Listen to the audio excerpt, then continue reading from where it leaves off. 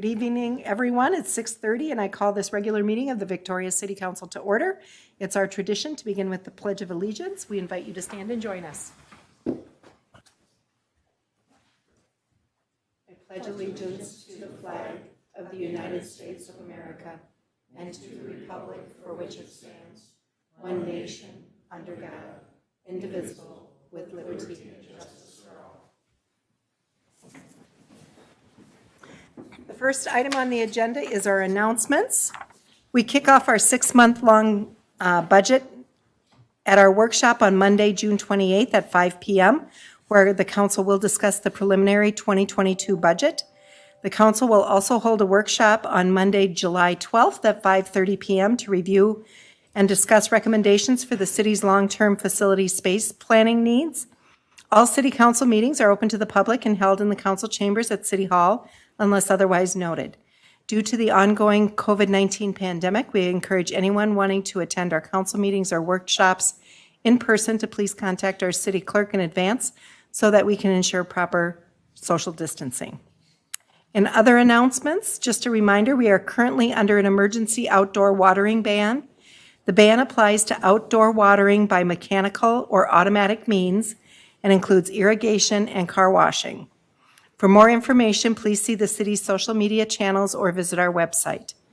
The city will be recognizing city volunteers and outgoing advisory board members and will be kicking off our new community builder event on Bayfront Park in downtown Victoria on Friday, June 18th at 3:30 p.m. Everyone is welcome to join us. There will also be a ribbon cutting at Wasserman Lake Preserve at 4 p.m. on Monday, June 28th. Night to Unite, also known as National Night Out, will be taking place this year, the evening of Tuesday, August 3rd.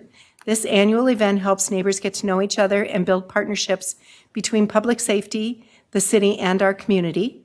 We encourage neighborhoods to register their parties on the city's website. While we try and visit all registered parties due to the popularity of the event and limited time frame, we are only able to guarantee a visit by our fire department or sheriff's office for the first 20 parties that register. So be sure to register early. We typically recommend prior to July 15th to have the greatest chance of having a fire or sheriff's office visit your neighborhood party. Follow the links and like social media channels and check out our website for more information on these events and more. Those are great opportunities to find out what's happening in the city of Victoria. There are no proclamations this evening, and we'll move on to our next item, which is the open forum. This is an opportunity for anyone to address the council on an item that is not on the agenda and not in application form that will be coming to the council at a future date. I have two individuals registered to speak at the open forum, Ron and Kathy Spargo. Ron and Kathy, you are here in attendance, and you want to speak to the Bavaria Trail. Is that correct? That is correct. Okay, with your permission, we'll let you speak at that point. Is that okay? Yeah. At that time on the agenda. All right, terrific, thank you. Is anyone else in council chambers that wishes to address the council? Seeing no one, I will move on to our agenda. The next order of business is to adopt the final agenda. Council, is there a motion to adopt the final agenda? Motion to adopt. Second. All in favor? Aye. Aye. Any opposed? Motion carries. Next item on the agenda is the consent agenda. Items on the consent agenda are routine, administrative, and do not require deliberation or housekeeping items required by law. Consent agenda items are approved with one vote unless someone requests an item to be considered separately. Ms. Hardy, does staff wish to pull any consent items for a separate discussion or vote? None from staff, Madam Mayor. Council, is there anyone from council? Anyone in the audience who wishes to pull a consent agenda item? Seeing none, may I have a motion to accept the consent agenda? Motion to accept the consent. And a second? Second. Thank you. All in favor? Aye. Any opposed? Thank you. Motion carries. We are now moving on to our regular agenda. The first item on agenda is 6.1, informational overview of the Southwest Corridor Transportation Coalition. We have a representative from the coalition here. Ms. Swanson, why don't you kick us off this evening? Thank you, Mayor, and thank you, council members. Item 6.1 before you this evening is a roundtable item that at a previous meeting you asked staff or directed staff to bring back before you. Staff has not done a formal presentation. Instead, we invited the Southwest Corridor Transportation Coalition President Randy Maluchnik here to speak on behalf of the CWCTC, as well as talk about membership benefits. Just to note, the City of Victoria is not a current member. But before I pass it over to Mr. Maluchnik, I just want to note that staff is not looking for a formalized action this evening. This is just for informational purposes, and any formalized action will be brought at a 2022 budgetary discussion later this year. So with that, Mr. Maluchnik. Thank you, Ms. Swanson.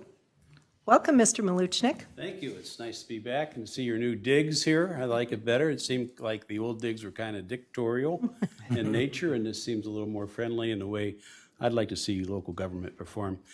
Let's see if I can make this thing work. This is post my generation or pre my generation. Okay, that didn't work. That worked.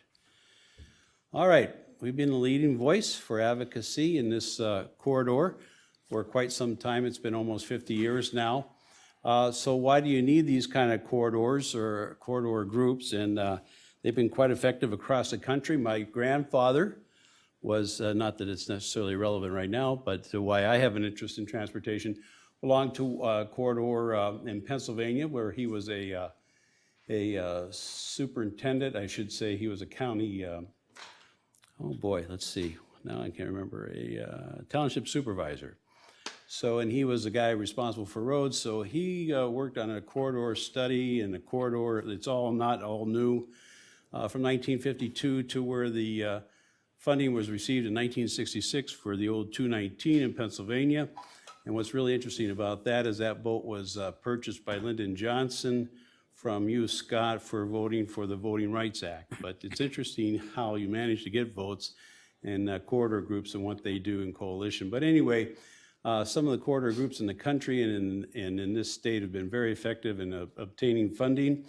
And to be quite honest and frank, and it's not a very popular thing to say, but except for a short period of time in the 90s, we have not really, from this region, had a great deal of political influence at the state level as far as obtaining transportation funding. Actually, Highway 5 has been an orphan for quite some time, a funding orphan. The coalition worked to provide more money in a local roads and bridges fund, which actually, not too long ago, they weren't going to fund that for 1 year. And our group went to bat and made sure that that was included in the budget for that particular year. Some of the things that we've done is to try to reduce or allow more projects that Highway 5 could be, would be eligible for. So that would be things, we've tried to get, the state was kind of late getting into the freight business, if you will. And they just kind of, the adage was, well, a free market system will take care of itself. Well, that's a great idea and a great concept, but when it comes to transportation, that doesn't necessarily work. So we pay more attention with freight. Of course, that helps 212, which is on the freight, national freight system. 5 is not lucky enough, nor would I suggest that you would want to do that. But we found out rather recently that the freight traffic on 5 is more than what MDOT had discovered. So again, we spend a lot of time talking to MDOT now. We do go out to the federal side of things. These are, again, I don't want to read these things to you, not that they're not important. One of the big players in this, helping out with Highway 5 and of course your 82nd Street extension would be the Arboretum, and getting them on board was several decade battle, as some of you may be aware of. There was folks who, in the management level of the Arboretum and at the university, that felt that maybe they didn't want greater access, at least at 82nd Street, somehow involving or somehow causing aesthetic problems for Arboretum. Those problems can be solved, and with the last two leaders there at the Arboretum, we've been able to acquire a working relationship with transportation, which I think is very important to Victoria. And that took some work and some time, and of course the coalition, again, we were involved a little bit in moving the entrance to the Arboretum, which was causing a heck of a a problem with backup all the way to 41 and those kinds of things, and great safety concerns for the folks of Victoria. Along those lines, let's see, what else did they say here in this coalition local government? So that's, we're local private governments, public-private, and we get the business folks. It's all, when you have people going for transportation projects, the first thing legislature does is try to, I don't want to say try, they want to make sure everybody's on the same page. And by having coalitions like this, you go united together to talk to the folks who make these decisions. And many times I've seen it where if you're not in agreement, they send you back to have a discussion and come back to them when you have something. So this is one way with the coalition that we sit down and we all talk, all the government entities, all the businesses, and the folks to make this happen. And the unique thing about our coalition, our corridor coalition, is it's supported by every unit of government for 212, and I count 5 as part of 212 because it's all one all grid, it's all one transportation grid. We have support for this transportation improvements in this part of the grid all the way out to the South Dakota border. We have letters of support. And not only that, we have support from Senator Thune from South Dakota and his staff. We've been in their office and talked to them. They realize 212, along with Highway 5, going out to getting products out to South Dakota and also their products into the Twin Cities. This is an important part of the transportation grid. So in addition to that, we've even talked to people in Montana, believe it or not. And there are several officials in the Billings area that feel that 212 and, again, Highway 5 is part of all that transportation grid is very important to the economic stability of their area. So that all makes a difference. Let's see, the Arboretum there, am I going in the right direction? That's the 212, it's a story, it's a long story. Do you have any questions on 212? And then that's 82nd there. Any questions about 82nd? You folks are all up on that. 82nd is an interesting battle. And and we talked about corridor, putting folks together, uniting folks. This was something that needed to be done. We had, you had government entities, local government entities had different interests on 82nd Street, and to get all those folks to buy into what was in the best interest of everybody, especially in the line of safety, that took some some time and effort. And again, I alluded to the Arboretum and then getting them on board. That took a little bit of work, but that occurred, and we're glad that all happened. So I think many of you saw that we began construction on Highway 212 finally from Carver to Cologne, and that's going to be happening in the next 2 construction seasons. And quite frankly, it was the corridor's involvement and the county's sales tax that made that happen, and the constant pressure on, in this particular case, the two most recent commissioners at MIDDOT, and who have become good friends and we have a good relationship with, and are kind of warm to this area. Let's see. I'm just trying to pick up things here. I think that some of you are very educated on this stuff, so I don't want to bore into people out there. Cover the Cologne Township. You know what I think I'm going to do? I'm going to open it up to questions because I don't want to bore you with a long presentation here. Those are the dues, I should say the recommended dues, so that's always the last thing you ask about in the sales. So I'm going to open up for questions. Why would you belong to a corridor coalition, I think would be the first one. So does anybody want to ask that one? Yeah. And is it worth the money? So in your case, if you went with the suggested, and I don't know what your dues are, and I apologize for that. It's nowhere near the 7,000. And I think it would be closer to 100, but I don't know what the exact number is, and maybe staff is more familiar with that than I am. But quite frankly, you get it 24/7 lobbying effort. So, and if you went out to purchase that, it would be quite a bit more. And then with our coalition, we contract with Minnesota Transportation Alliance, which has been around for 127 years. Was originally a part of the Good Roads. And I can go on now how Victoria was involved with the Good Roads movement and the Yellowstone Highway project. And so historically, Victoria was involved in making better roads. At one time in this country, believe it or not, state and federal and local government was not involved with building roads. So it was kind of up to the business folks to do that, and then they lobbied some county commissioners, and that started to happen and move along. That came from corridor groups, if you will, public advocacy groups and that kind of thing. So anyway, the big thing I think for you is the lobbying and watch the political horizon, and to also lobby for programs that could make you possibly eligible for funding. So that's what you're getting for that monthly or that annual dues. So does that help answer the question? Go ahead. Yes, the other thing is your coalition specifically for the corridor? Or is it for other things that the city? Anything for the region. Now specifically, for many years, it was just for 212. Okay, And I would say about 10, maybe 10 to 12 years ago, we started to take the, things evolve and move along. And you get people talked into understanding that the whole transportation grid matters. And so all your feeders, Highway 5, if you want to call it a feeder, or 212 is a feeder to Highway 5, it doesn't really matter. But no, we and 82nd Street has become a concern to us because we know it's a concern for Highway 5. So, and safety there. So again, the answer to that is we really have evolved into caring a great deal more about other things than just Highway 212. okay. Mr. Maluchnik, do you know what your annual budget is for the Southwest Corridor? I couldn't recall right now what it is. I'm sorry. I can get that to you tomorrow in a text or in an email. Sure, that'd be great, thank you. Council, other questions for Mr. Maluchnik?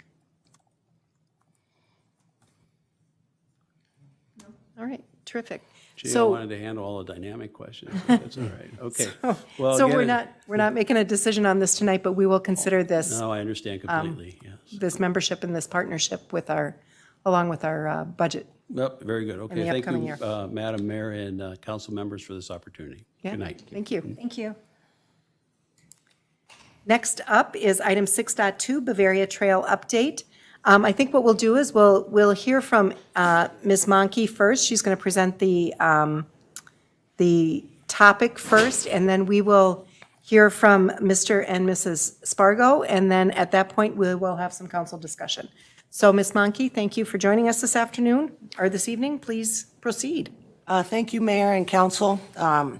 So this evening, I'm here to provide an update on our Bavaria Trail project, and also seeking some direction from the council on the next steps. We do have some residents here this evening that I do know would like to speak, and also the chair of the Parks and Recreation Committee, Larry Schultz, is here for any councils or any questions that may be related to the Parks and Recreation Committee.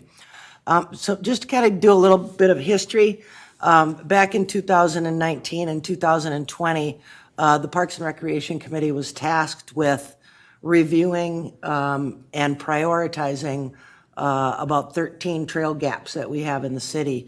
During that time, the city council approved a $100,000 general fund transfer to a trail gap fund with an escalator annually in order to complete some of these trail gaps. Over the course of years and citizen surveys, the Trails to Nowhere became one of the top concerns that the residents of Victoria had. So that's why the committee was tasked with trying to figure out how to complete some of these trail gaps and also determine funding sources and price tags on all of the gaps. So in 2020, the city council approved their trail gap priority list. And then in 2020, April of 2020, the council approved Bolton and Bank to begin trail design for Bavaria Trail East. And then if you'll recall, there was a gap in funding from the CIP to what the initial preliminary budget came in for the Bavaria Trail at about 1.1 or 1.3 at that point in time. So the council did affirm again Bavaria Trail East was the route that we were going to go. Back in March of this year, the council approved 90% plans and bidding for that trail. And then in April and May, Bolton and Menk completed the 100% final plans for that. And at that point in time, it was determined that we needed some temporary easements from several properties and one permanent easement from a single property owner. And back in May of this year, I did go out and meet with the property owner that we were requiring permanent easement from. And that property owner did express some concerns about safety, liability for his property, and to date has not agreed to provide us with any easement, permanent easement for that trail. Again, just to review, back in 2020 of September, when we reaffirmed the costs for that trail, and at the time, we did indicate that we were still working with the city right-of-way and county road right-of-way, dealing with wetland impacts, retaining walls, and possible easements that may be needed for the project. So we then got to final design phase, and that's when we determined again that we needed some temporary and permanent easements. And I imagine that some of you may say, why are so late in the process that we now figure that out? So we are continually, from the beginning of design until we get to 100%, we are continuing to make changes to those plans based on many different things. Stormwater management changes, for example, those will come from the watershed district. Because part of the road is a Carver County road, we're also addressing design comments from them. And we're also working with the University of Minnesota for the Arboretum property, trying to determine trail location and easements needed from them as well.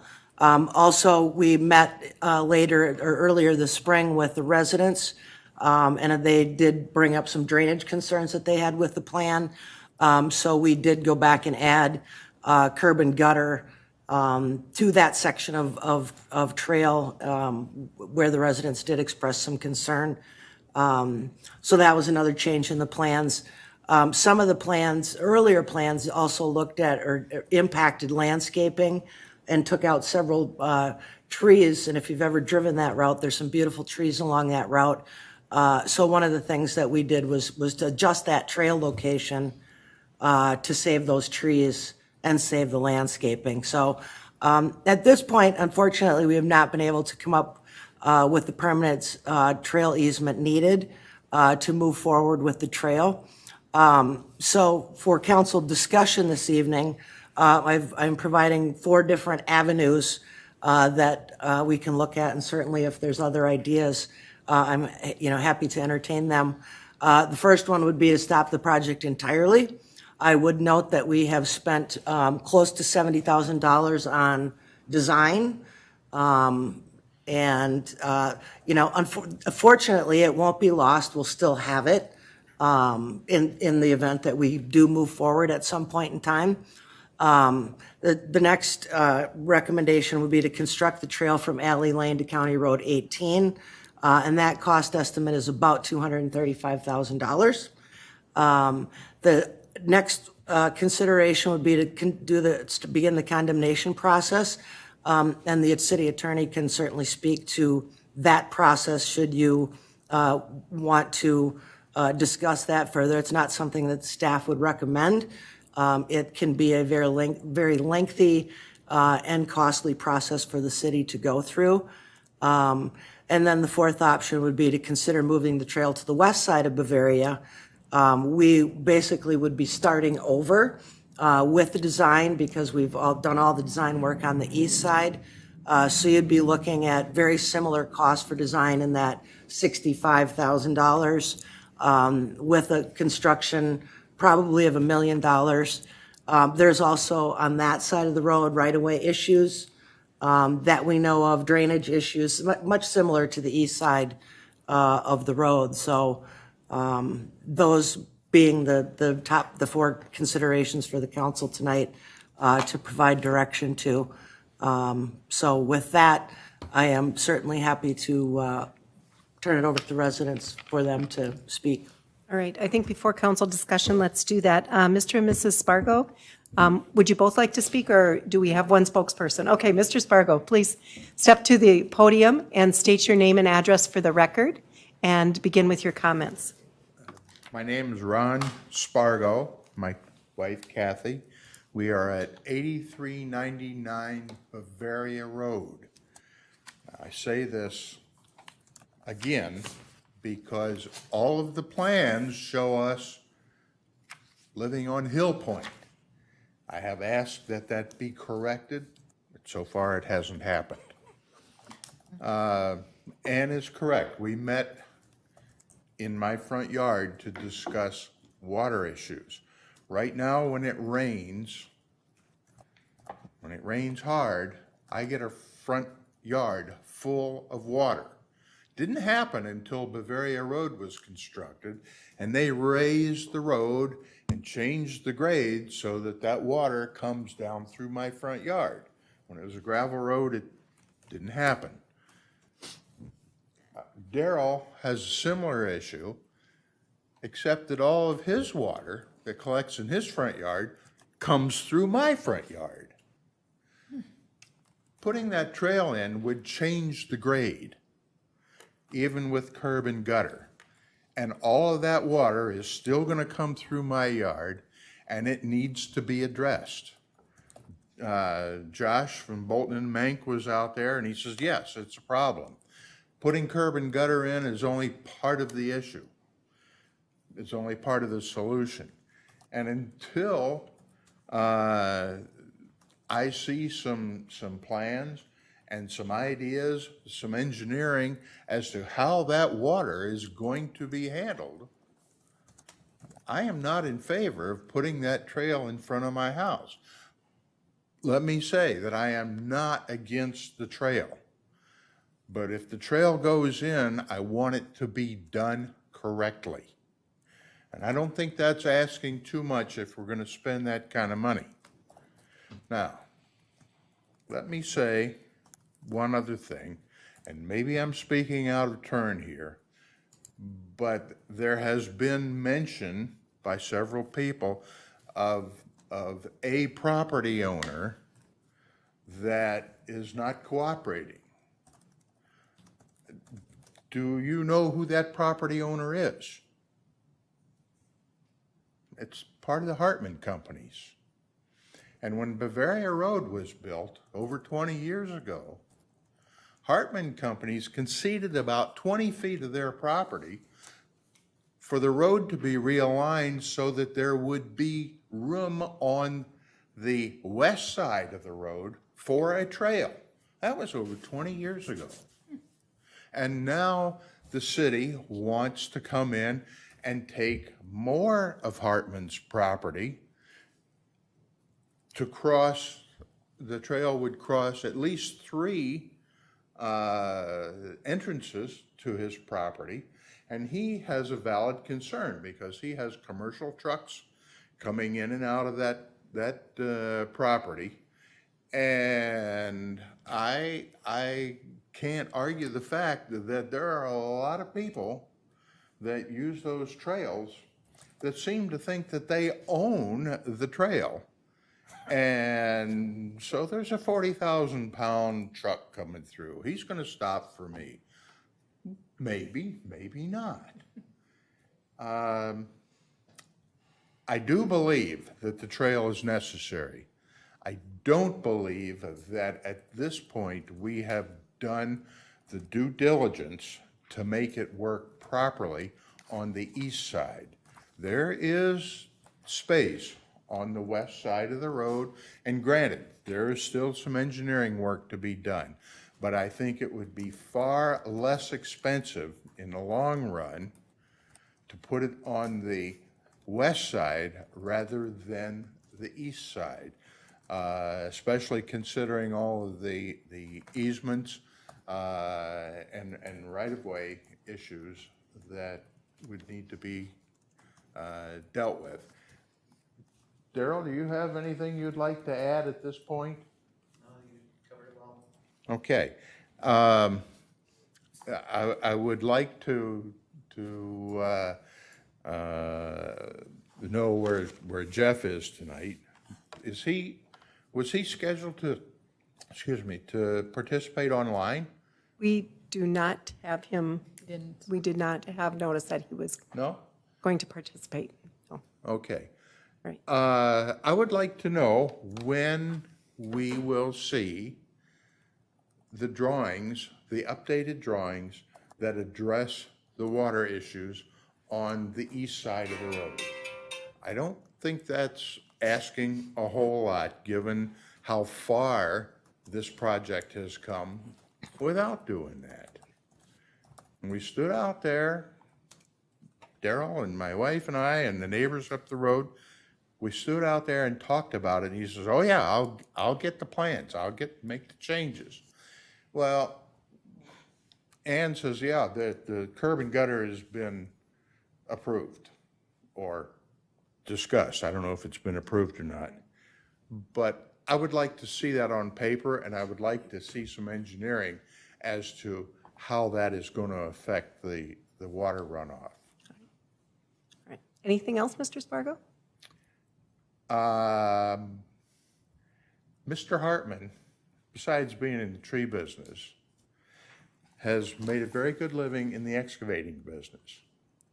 He knows his numbers. He knows how to move the dirt. And he has run some numbers that I am not 100% privy to, but I think before any final decisions are made, he should be heard. Thank you. All right? Thank you. Thank you. Thank you, Mr. Spargo. Is there anyone else in the audience who would like to address the council?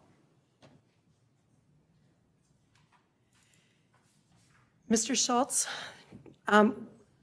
do you want to provide just a bit of background for council? We have some new council members here. Do you want to provide just a bit of background about the process that the Park and Rec Committee went through to determine that we got to this Bavaria Trail as a priority, if you would, please? Come on up and state your name and your position for our record. Thank you. Larry Schultz, I'm the chair of the Park and Rec Committee. Thank you for the opportunity to address you this evening. The Park and Rec Committee spent a good part of 2, maybe almost 3 years now, going over the various trail gaps, as Ann had mentioned. And we went through a lengthy process of analyzing each one and prioritizing those. And we used criteria. We came up with about 5 different criteria, from connectivity to how it connects regionally, but how also it connects to downtown, to other trails in the community. We looked at cost, we looked at engineering, we looked at the environmental impact, amongst other things. And we had lengthy discussions and finally came up with a conclusion of ranking the top priorities. And the Bavaria East was our #1 priority because we felt that best connected to a number of things. Connects to the Minnetonka Trail, eventually across the road, with the Arboretum project as well. It will connect to that trail. We also looked at, obviously, at the west side. That ended up being our third, as when we ranked the items that came in third. The second one happened to be Church Boulevard, connecting to County Road 11. But by far, the east was our primary target, and we did a lot of work to get there and had, again, quite a discussion and a number of our meetings on that. The 2 big differences between the east and west were, at that time, were cost and also environmental concerns and the number of properties impacted. The east side had fewer properties impacted than the west side.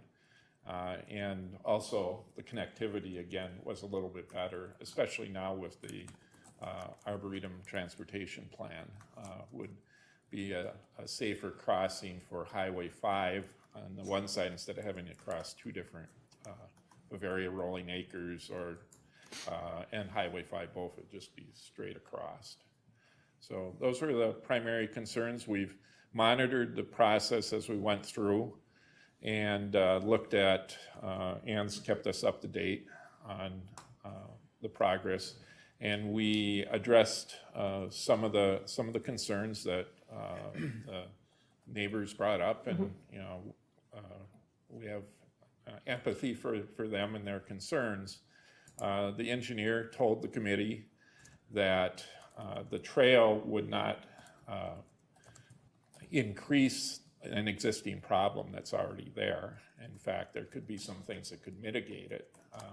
So we felt better about that than we did before when we heard the concerns. So that's kind of where we are with that, and I know we strongly supported the east side. And the other thing we should mention too is Ann and staff were able to get a $150,000 grant for the project, which we encouraged staff to do, and they were successful in doing that.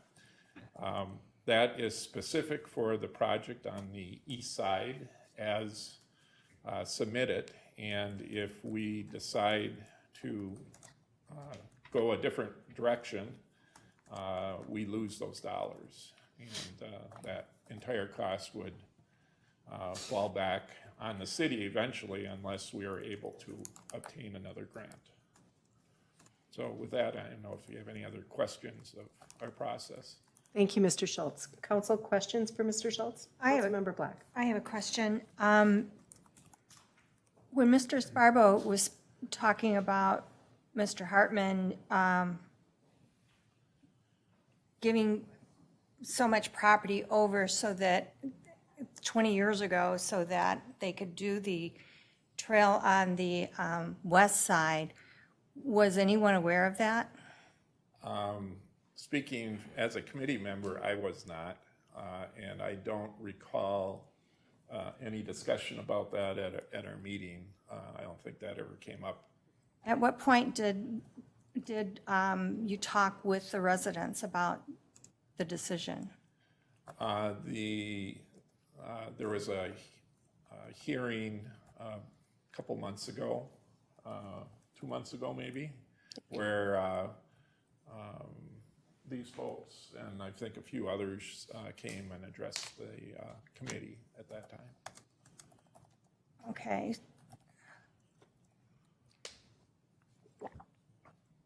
But you had decided last year.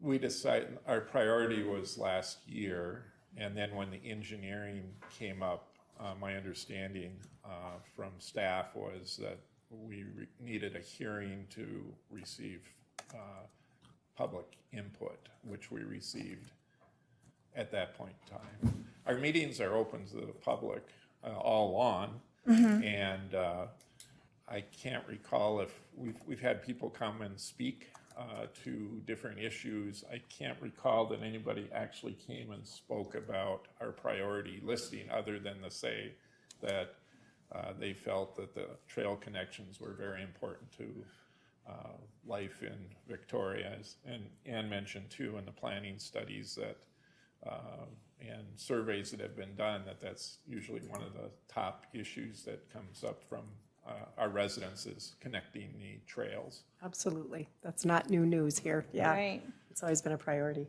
So if we were to just do the trail up to, what is it, 18, to 18, would we lose the 125,000? It's 100, and Councilmember Black, the grant is for 150,000. The name of the grant is a connecting trail grant. So it would be a question that I would have to ask the DNR. My guess is that it would not qualify for funding that we have today. But it's a question I will ask them. So And we would not get the whole thing. I can guarantee you that. Okay. Councilmember Black, anything else? at this time? One moment, Mr. Spargo. I'll wait. Okay. Mr. Schultz, thank you. Okay, thank you. Mr. Spargo, please approach the podium again. One of the details regarding the grant, from what I understand, is that the trail must be 10 feet wide to qualify for that grant. Nowhere else is this trail, all the way down to Chaska, 10 feet wide. And they're proposing a 10-foot wide hard surface trail. There's no runoff, or there's no absorption on that. It all runs off. And guess where it's going? It's going into my front yard. Thank you. Let's hear from Ms. Monkey about, is that a 10-foot wide trail that we're proposing? It is, and the trail actually to the north and north of 5 and along 5 is all 10 foot, and the trail into the Arboretum is 10 foot. That is a new standard that is, the state sets and what they construct now due to multimodal transportation, walkers, bikers. And so our local trails have always been in that 8.5 feet. And over time, that has changed just because of the nature of the use of trails. So that is the new standard. And yes, the grant requires a 10-foot trail. So we're going to hook a 10-foot trail onto like an 8-foot trail? Correct. And transition, and then further north, it would be back to the 10 feet again. So the 8 feet coming from the south along just north of 86th Street. It's 8 feet. Terrific. So. Yes, Mrs. Spargo, please approach the podium and state your name. Kathy Spargo, 8399 Bavaria Road. Thank you. The one thing I'd like to point out, I'm a walker. Oh, God. That's my daughter.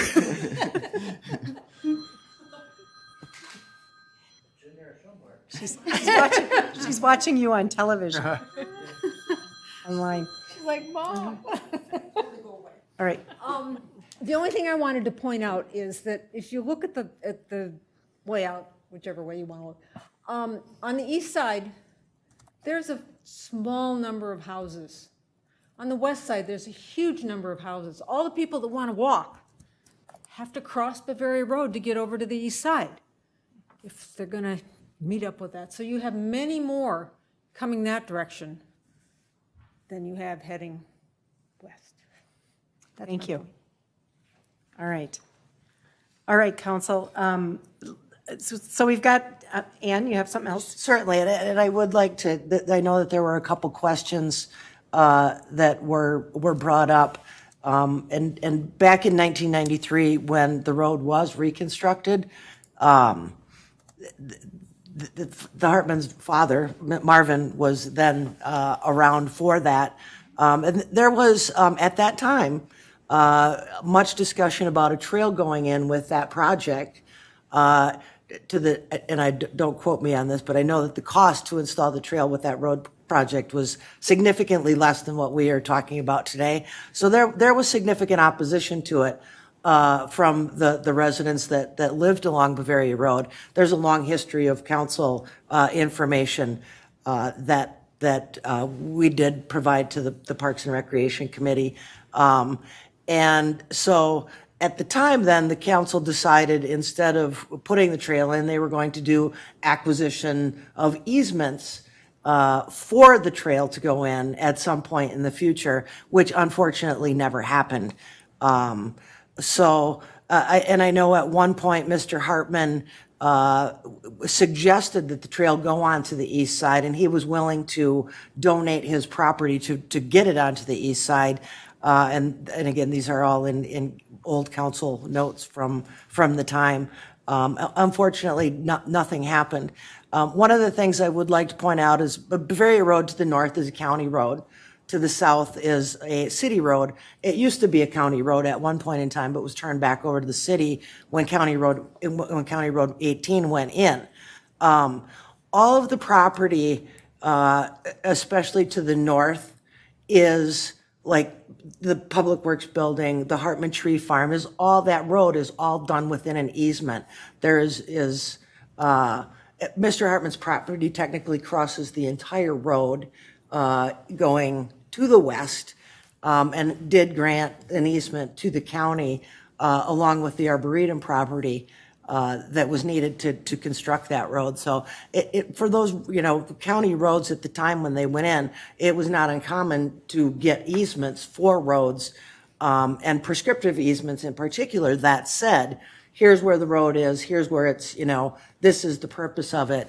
So it's not uncommon for that to be the case around any of the rural roads, and Kara probably could speak to it as well with some of the rural section roads that she's been dealing with. So also one thing that I wanted to note or point out, early on when we were looking at the east versus west side, I had Bolton and Menk do just a real quick cost estimate on the trail. Keep in mind, this doesn't include a lot of engineering, no survey work that needs to be done. But those were the estimated costs that we were looking at to construct the east versus west.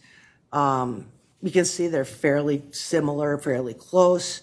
When you're dealing, especially with the rural road section, meaning ditches, we can't put a trail on top of the ditch. We have to grade it back into the property, put storm pipe in order to deal with that storm water. So,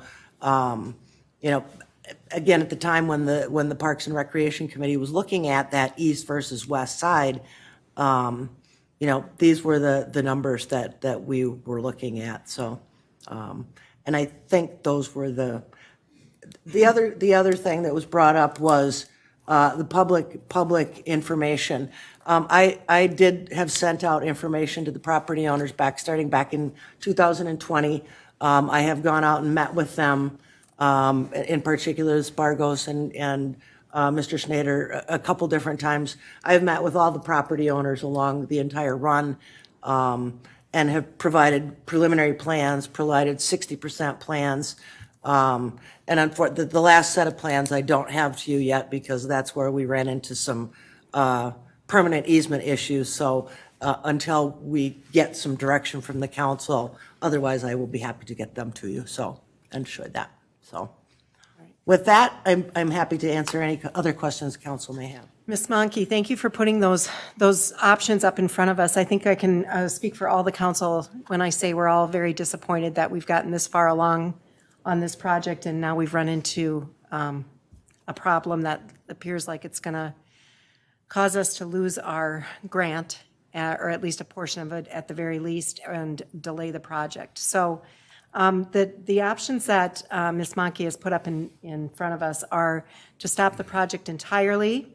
We can construct a partial trail from Alley Lane to County Road 18 for an estimated cost of $235,000. Ms. Monkey has indicated she could call the DNR and find out if any of those grant dollars would be transferable if we change the scope of the project. We can go through a condemnation process, which Mr. Vos can talk to us about. It's a legal process and can oftentimes be quite lengthy and expensive. Or we can consider moving the trail to the west side of Bavaria, which also means we're starting from square one again. One of the thoughts that I had was wondering if we have other trails that we could easily pivot to that are shovel ready, and we could just kind of pick up, just Move it over to move the our next trail funding gap. to the next trail gap. So, Ms. Monkey, can you talk to that a little bit? Certainly. At this point in time, the one project, the other project that Kara has been working on is the sidewalk from Greencrest up to County Road 11. Otherwise, with all the other trail gaps, we don't have any of the engineering work done, which we would need and would require us to move forward. So at this point, we don't have any other shovel-ready projects. I did note there is an LRT project from like Kirklocken Park out to Lake Bridge, which requires the purchase of property from about 4 private residents, which Getting property for trails is a challenging business, but that would be the only other one that we could move forward with, because it doesn't require shovel-ready, it just requires negotiations and a willing property owner. And the Greencrest Trail is actually funded. So that one's going to be completed this year regardless because it's been funded. All right, council discussion. So I have Councilmember a couple Roberts. questions and stuff. So I guess I just want to make sure I understand it, right? So, and this might be a question for Mr. Spargo and engineering types question, but so it sounded right. So your concerns are obviously watershed on your property. But it also sounded like, and please correct me if I'm wrong, that you preferred if they're going to do it and do it right, obviously, on the west side versus the east side. So I guess from an engineering standpoint, so obviously not an engineer, so if it was on the east side, to me, being on the opposite side, that would cause less issues for you guys versus having it on the west side. Is that true, right? Is that true, I guess, from an engineering? So if the trail was where we're already saying we want it, on the east side, versus moving it to the west side, wouldn't that cause less runoff issues in your property because it's across the street? Yeah, okay. Okay, but you would prefer it on the west side? Every single house on the east side has a driveway. Sure. Mr. Spargo, can I have you approach the podium? We can't hear this. The folks at home can't hear you. Every single house on the east side has a driveway that has to be crossed, which presents grading issues for the trail. As far as I know, there's only one easement issue. I might be wrong here, but just thinking about it, the memory care easement Emerald Crest. would be necessary, would it not? There's already trail. There's already It's trail already there. trail there. Okay, then I'm not sure where there would be an easement issue on the west side. The trail on the east side would be in front of every single property. On the west side, it's in the back. It's all screened by trees. I just want to make sure to hear your concerns of drainage and stuff, so. And let me state again, I am not against the trail. I just want it done properly. Okay. Thank you.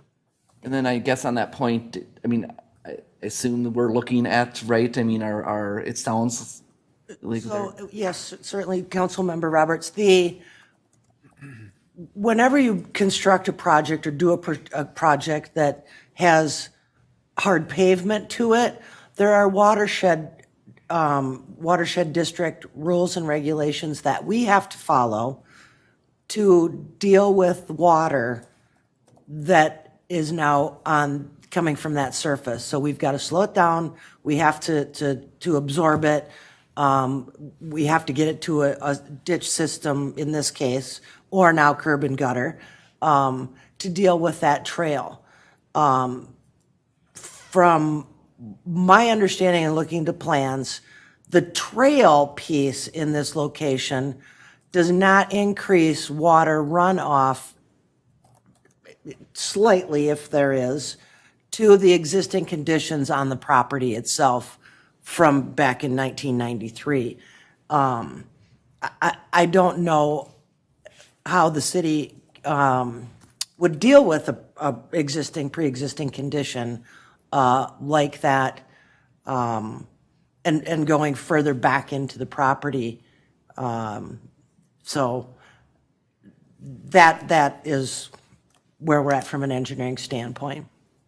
And how would you know that if you put the trail on the east side where they are having the flooding of their yard, that it's not flooding the trail? The trail, so we've, Mr. Spargo, can you hold that thought a second? go ahead. Okay, come back to the podium. You're getting your exercise tonight, my friend. Come on back to the podium. The trail itself the hard surface trail, I'm assuming, based on some of the engineering that I have seen, especially now that there is curb and gutter, the water runoff would be into the street, into the road, which would then be taken to the collection pond that's already there on the west side of the road. What I don't know is going to happen is that there is a grade difference of 3 to 4 feet at this point between where the trail will be, the surface of the trail, and my yard. Right now, there's a gentle slope, and there's a lot of absorption in there. All right, we regrade that, move everything closer, away from the road. Same amount of water is going to come down there, just that it's got nowhere to go now. Okay, thank you. I would assume that our engineers can deal with that issue. I mean, we can all sit here and try and engineer this problem, but none of us are skilled at it. So, but I would trust that we would figure out a way that the water would not end up in flooding someone's yard. And across the road from my property, there is it's a nice little drainage ditch, basically. Ducks like it, the birds like it, lots of frogs. That's where the water should go. I think that's what it was designed to do. And the water, you know, if somebody thinks there's an issue with water on the west side, that's where the water's gonna go. It's not gonna go anywhere close to houses or anybody's yard. All right, thank you. Thank you. I have a question. Councilmember Hebert. You mentioned that he hasn't seen the, Mr. Parker, you haven't seen the final plans. The final, that 10 or 15%, does that address any of that drainage issue that we've been talking about? Yes, when we met. Outside of the gutters and the. So when we met with the Spargos and Mr. Snyder and Josh, the engineer for the project, I know that they spent significant amount of time looking and seeing where the drainage concerns were. And so then with the addition of the curb and gutter, because it's all gravel road section right now and a ditch section, that water from the trail then would be shifted into the curb and gutter on a normal street is. And that was the final. Yes. Or the plans Yep. that you haven't seen. Yes. Right. Yep. But what I'm hearing from you is that basically that's not good enough. Well, I don't know if it is or not because I haven't seen it. Okay. But my concern is also the regrading of my yard after the trail goes in. Where's that water gonna go? How much water is it gonna be? How steep is that grade gonna be? Oh, Come up here to the microphone. Okay. Am I gonna mow that or is the city gonna mow that? okay, all right, understood. So, Yeah. too many unanswered questions Yeah. at this point. All right, thank you, thank you. The other question that I did have was, did Mr. Hartman ever say that he was in favor of putting the trail on that side? I spent several hours over the past couple weeks speaking with Mr. Hartman. I met with him today. And he certainly has some safety concerns and liability concerns. With the trail, we've got recreational immunity where anything that happens on the trail is the city's, ultimate responsibility, or not responsibility, but with recreational immunity, that covers us. As soon as somebody is onto his property and something happens, that ultimately then becomes his issue. And he indicated that not that he's not covered, but he is worried about rates. And so He had a concern about the width of the trail being, 10 feet versus our standard 8 with a city trail. So I think that based on my conversation with him today, there's a chance that we could move forward at some point with the trail on the east side. He seems willing to discuss and come up with some solutions. And unfortunately, I think it's going to take some time. And with the grant, it probably will not be in time to do the whole section. And how long do we have to spend that grant? We have to spend it in 2020, is that correct? We have to have the project completed by June 30th and all the paperwork submitted to the DNR by June 30th of 2022. 2020, okay, so we've got a little bit of time. Correct, but our construction season is dwindling fast.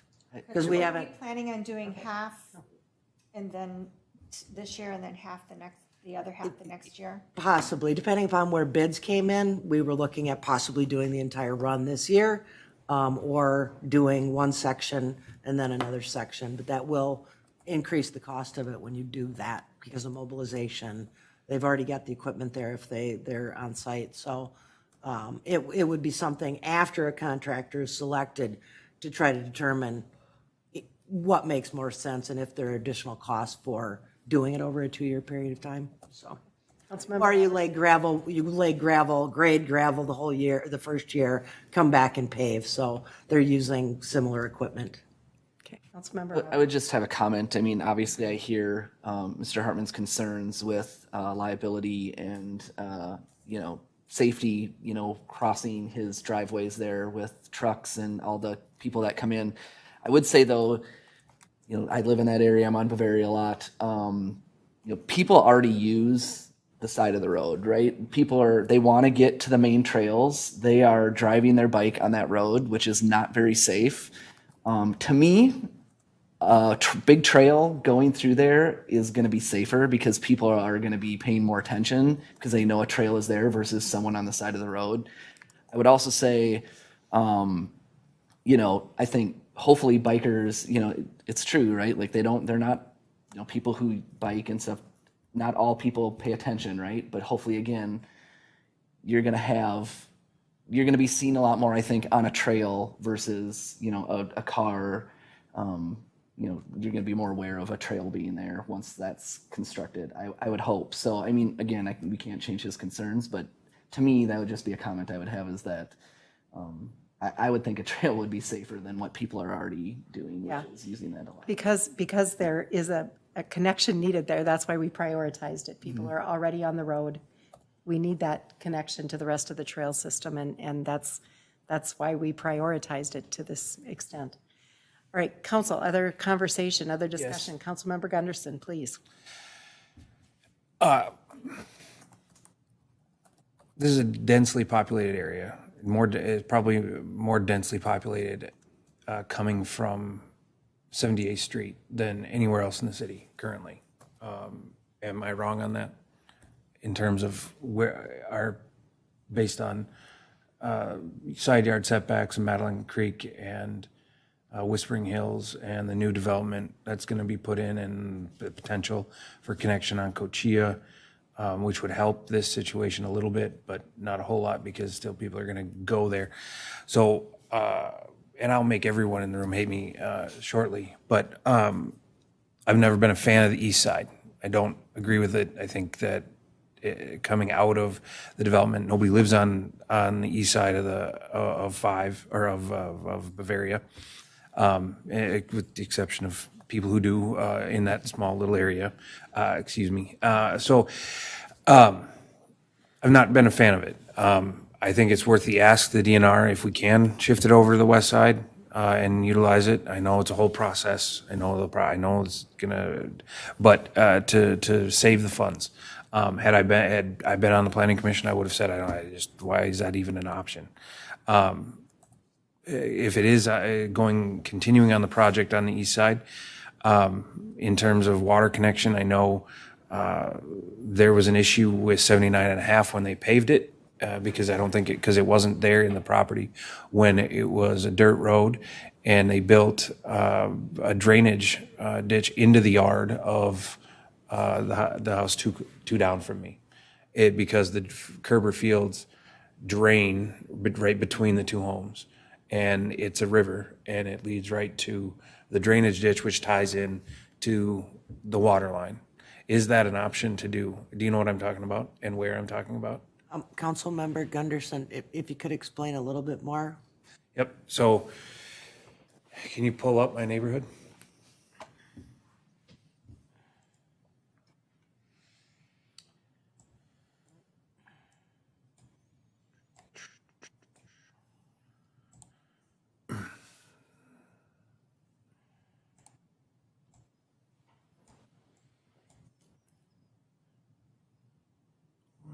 Right in the middle of 79.5 Street, drop down on the back side of the field.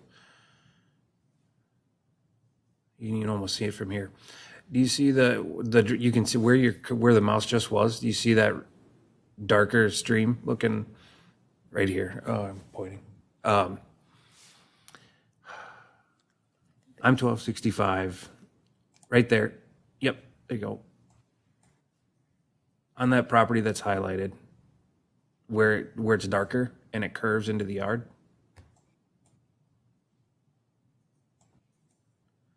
Here? Yep, it curves up into the yard. There's actually a drainage vent put in there.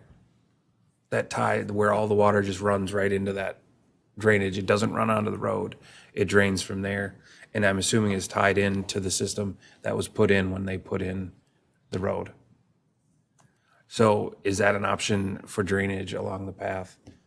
Where if it's pitched differently, it ties in, it'd have to be in your yard in terms of draining it, but that's where the water runs coming from the field whenever it rains. And it turns into,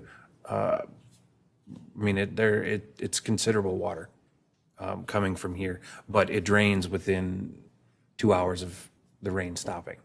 If that weren't there, the road would just hang out and pool in the yard. It wouldn't drain. So that's the option that I'm talking about. And if you drive by it, you can see it. I don't understand. I don't understand. Okay, You're at council? 79 and 79. There's the drainage ditch option is what I'm talking about. Council, we need to make a decision about this trail. I know we're getting in the weeds here on the drainage issue here, and I don't know that any of us can solve that engineering problem at the dais here. So let's, I'm going to request that we move our focus back to the options that Ann has provided us for this trail choice, and or to entertain any other options that folks are interested in. We will go forth under the trusting that we will deal with any drainage issues no matter where we put this trail. But we're at step 10.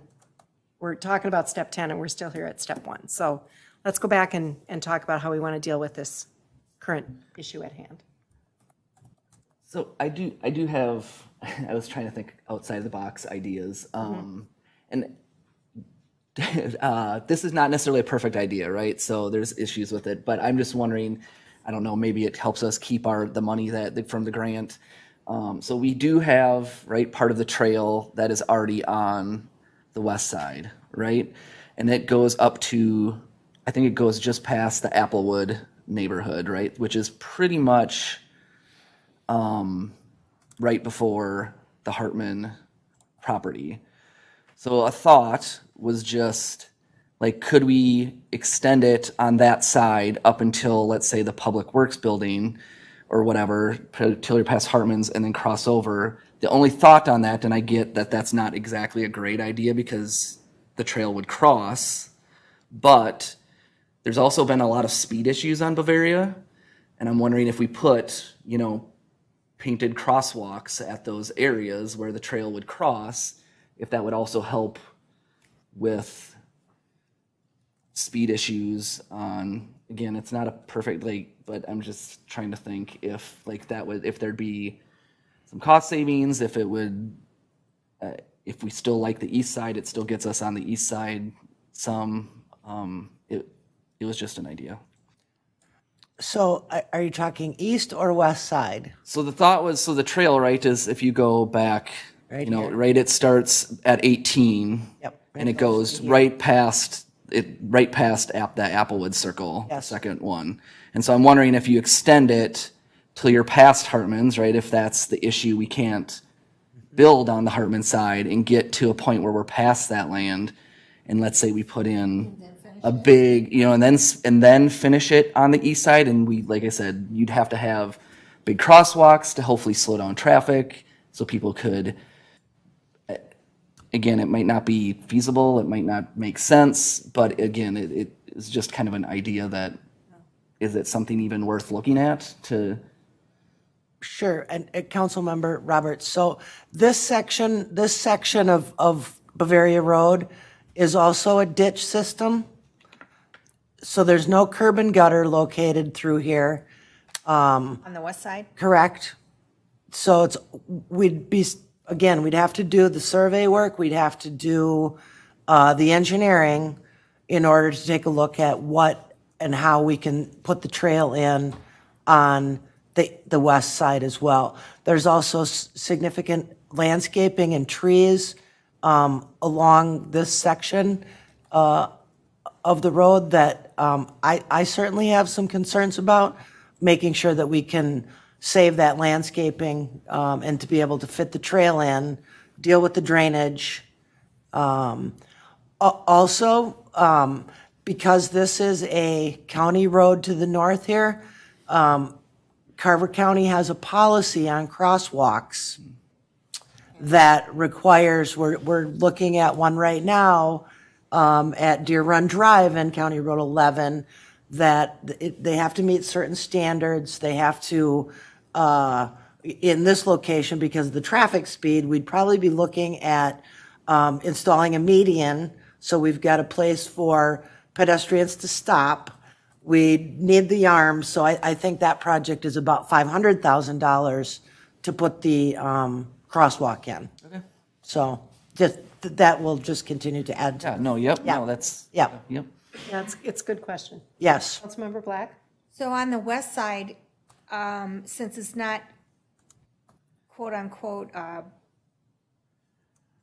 10-foot trail requirement, is that a city trail that could be 8 feet? If the council wanted to make it an 8-foot trail, it certainly could, either side. We would not be able to get money for a grant. What So. would be the difference in the cost? I mean, if it's 150,000 grant and we have to spend it on adding 2 feet to it, then what difference is, it's a wash? Yeah, we looked at that, and based on some very preliminary information, some real basic engineering numbers, it wasn't huge, because again, you've got the mobilization cost. So the material itself for adding the 2 feet isn't significant. It's the cost of getting equipment there, getting the material there, grading, dealing with the stormwater. That adds your costs up. So adding 2 feet of material when you're putting in 3.5 inches of class 5 and 2 inches of bituminous, the cost isn't there necessarily. That it's certainly something we can take a deeper look at if you wanted to change the entire run of the trail from 8 feet all the way down. But again, we would not be able to get the grant money for that. But, you know, if it's going to be $60,000 savings, And the total cost of the project is 1.25? it's about the last number I've got was about 1.1. 1.1. Yes. You're going to have to add another $500,000 for that crosswalk. If we, yeah, continue on that. Councilmember Hebert? So was the size, the 10-foot, an issue for Mr. Hartman? He had some concerns about that. If we decided to go, 'cause I kind of like that thought, if we went to the eight feet, would that changes? I think that would help in the decision-making process for him, yes. Okay. You know, and Can we ask him? And can we go back to those decision-making thing again? As we look at these options, here's where I land on these. I am considering stopping this project entirely until we can work out the problems with it. We've spent the engineering money. We know that the east side, the Park and Rec Department went through some really extensive conversations and exercises to really make a great decision on that east side of the road. And so I really support that decision. So I'm opting that we stop the project entirely until we can figure out how to work out the rest of the problems. I'm not opposed to constructing a partial trail if it would help us save some of our grant dollars. I am not interested in doing a condemnation process at this point. I think it's too expensive and it's too messy. And I'm really not interested in moving the trail to the other side of Bavaria. I think it just starts over again. And if we're going to start over on a trail, I would pick the next trail on the priority list and start there and spend engineering money there. So that's kind of where I'm coming from. Council discussion on these options or other options that you think might. If we stop, and can we ask, right, if you know, we talked about the reducing it down, you know, from the 10-foot wide to 8, can we get more numbers, right, what that would look like? Okay, so we lose the $150,000, but what is the savings in less, you know, so, you know, it's not as much of a loss, We've right? already spent 70,000. And then we're also, right, then we're still not wasting the money that we spent, you know, looking at this thing, Right. where if we moved it to the west, we'd be wasting that money. In that regard, Councilman Roberts, to me, if Mr. Hartman isn't on board, then I agree with the mayor. I mean, that, to me, that's it in a nutshell. Right. We don't have, Not on assuming board, I don't. assuming that we take care of the drainage issues, we, just for conversation purposes, that the drainage issues are addressed accordingly. If Mr. Hartman is out, right, which is, that's his choice, it's his property, then I agree with the mayor. Then we have to stop and figure out what's next, right? And we have to look at how do we get this far, the time and resources that we spent, look at the process in terms of how we got here. Well, yes, and I think my point was stop for now, look at those cost savings or, you know, whatever it would be, and at the same time, hoping to get Mr. Hartman to, you know, maybe because we're reducing it by 2 feet, he's more on board, right? But, yeah. If we stop this entirely, it's a $230,000 immediate loss because we're losing the $150,000. We spent $70,000.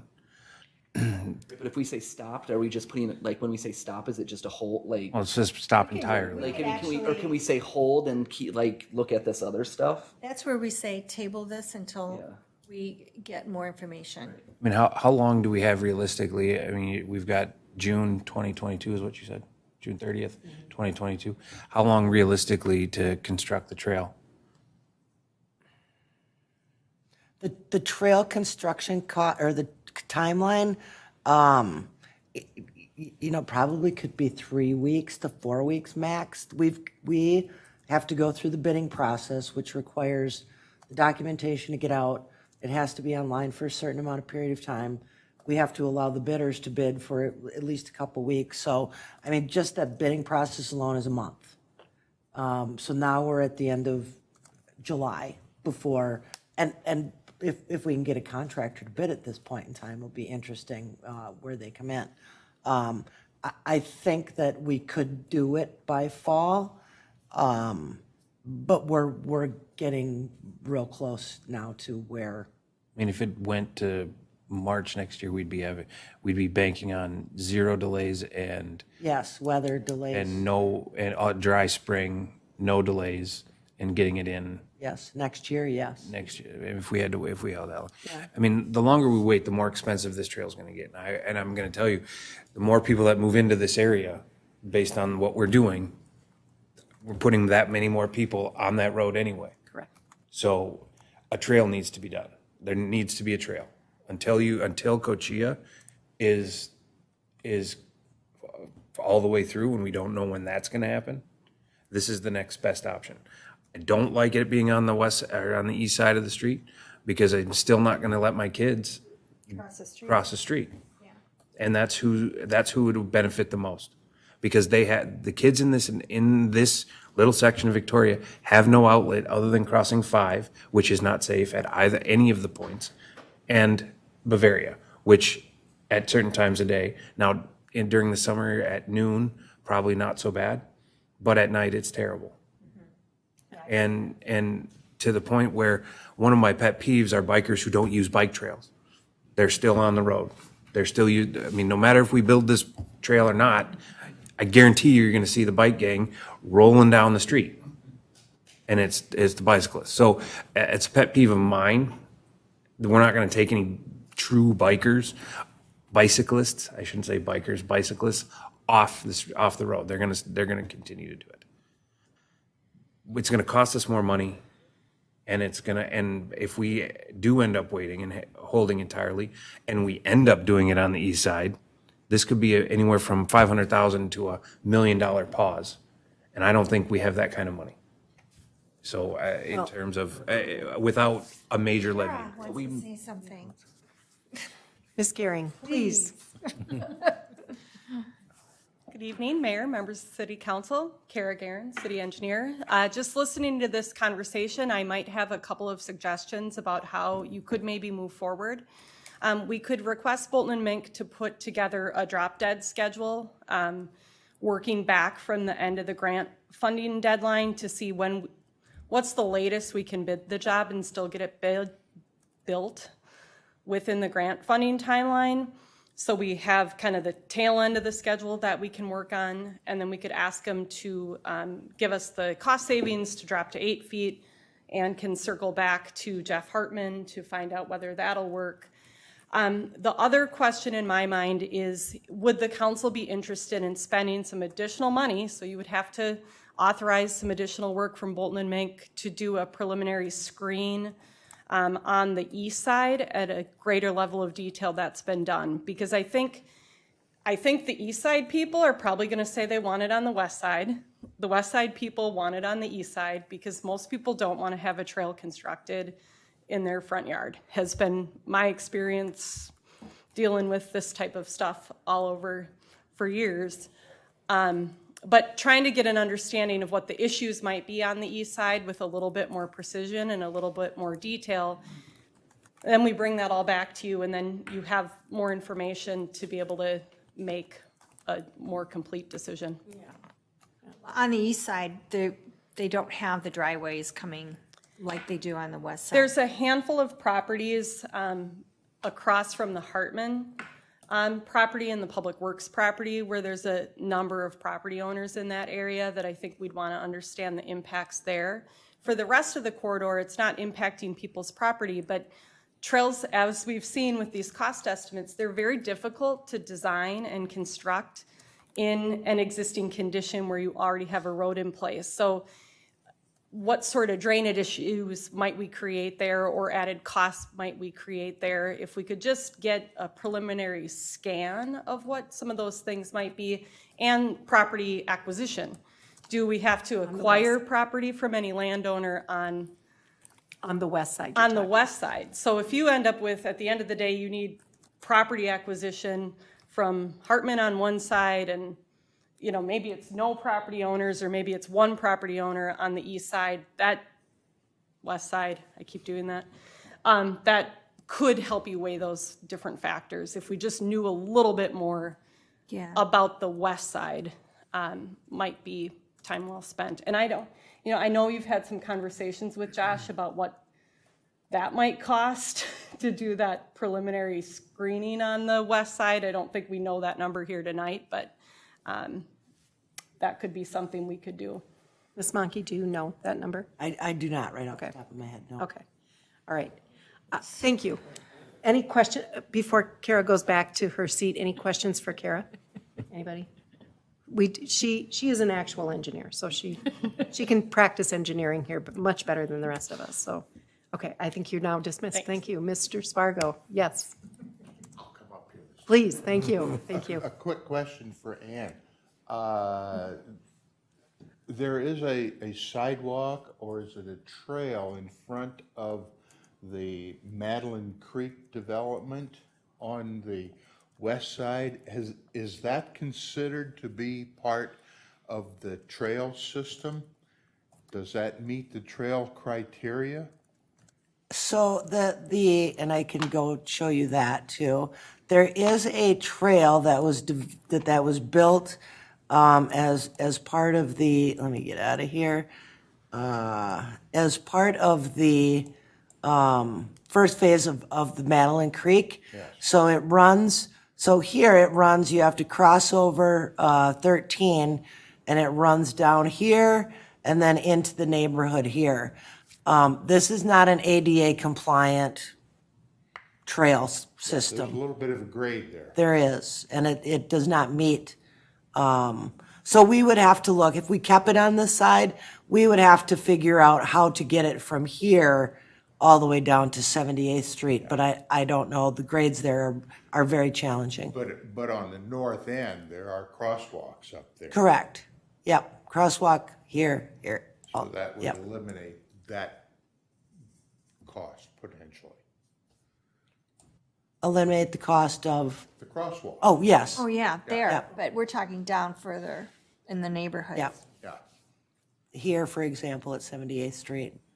Yeah. Yes, that exists today. Okay. All right. Council? I guess I would only have a question for attorney. I mean, is there anything, and not, I mean, even if we want to or not, but like to appease any concerns of the Hartmans with, like, is there anything the city could do if we wanted to appease their concerns of their liability, I guess, if there was an accident on their driveway or anything? Yeah, Mayor and council members, yes is the short answer. I could give you the super long. The short answer is yes, and then the medium length answer is, as your staff has indicated, the city has immunity from liability for recreational facilities, including trails. There are ways to sort of extend that, if you will, to private owners over which cities have park facilities like trails. So that much is all true. I'm not certain I understand fully all of the landowners' concerns, but at least some of those concerns we could address. You know, there may be, and Ann and I talked about this, there may be sort of operational concerns. You know, I can't get my trucks in and out as much as I want to, or those kind of things, and that's not a liability concern. So, but yeah, I'll stick with the short answer, yes. Yeah. All right. Councilmember Black? Chip? I just think that we should wait on decision and table this until we can get more information. All right, so I'll make a motion. I'm going to kick this off by making a motion. I'm going to make a motion that we stop the project at this point, and ask Ann to go back to the DNR and see if we could, actually, this is a cart and a horse thing, so I'm going to be thinking out loud here for a minute, and then I'm going to back up. But, so, if Mr. Hartman is amenable to an 8-foot trail, I think we are amenable to doing that and letting the grant money go. Am I seeing nods on that? Enough. I am. Yeah, I think so. Okay, Or discussion purposes. right. So for discussion purposes, if we can get Mr. Hartman to agree, an 8-foot trail is what we would construct.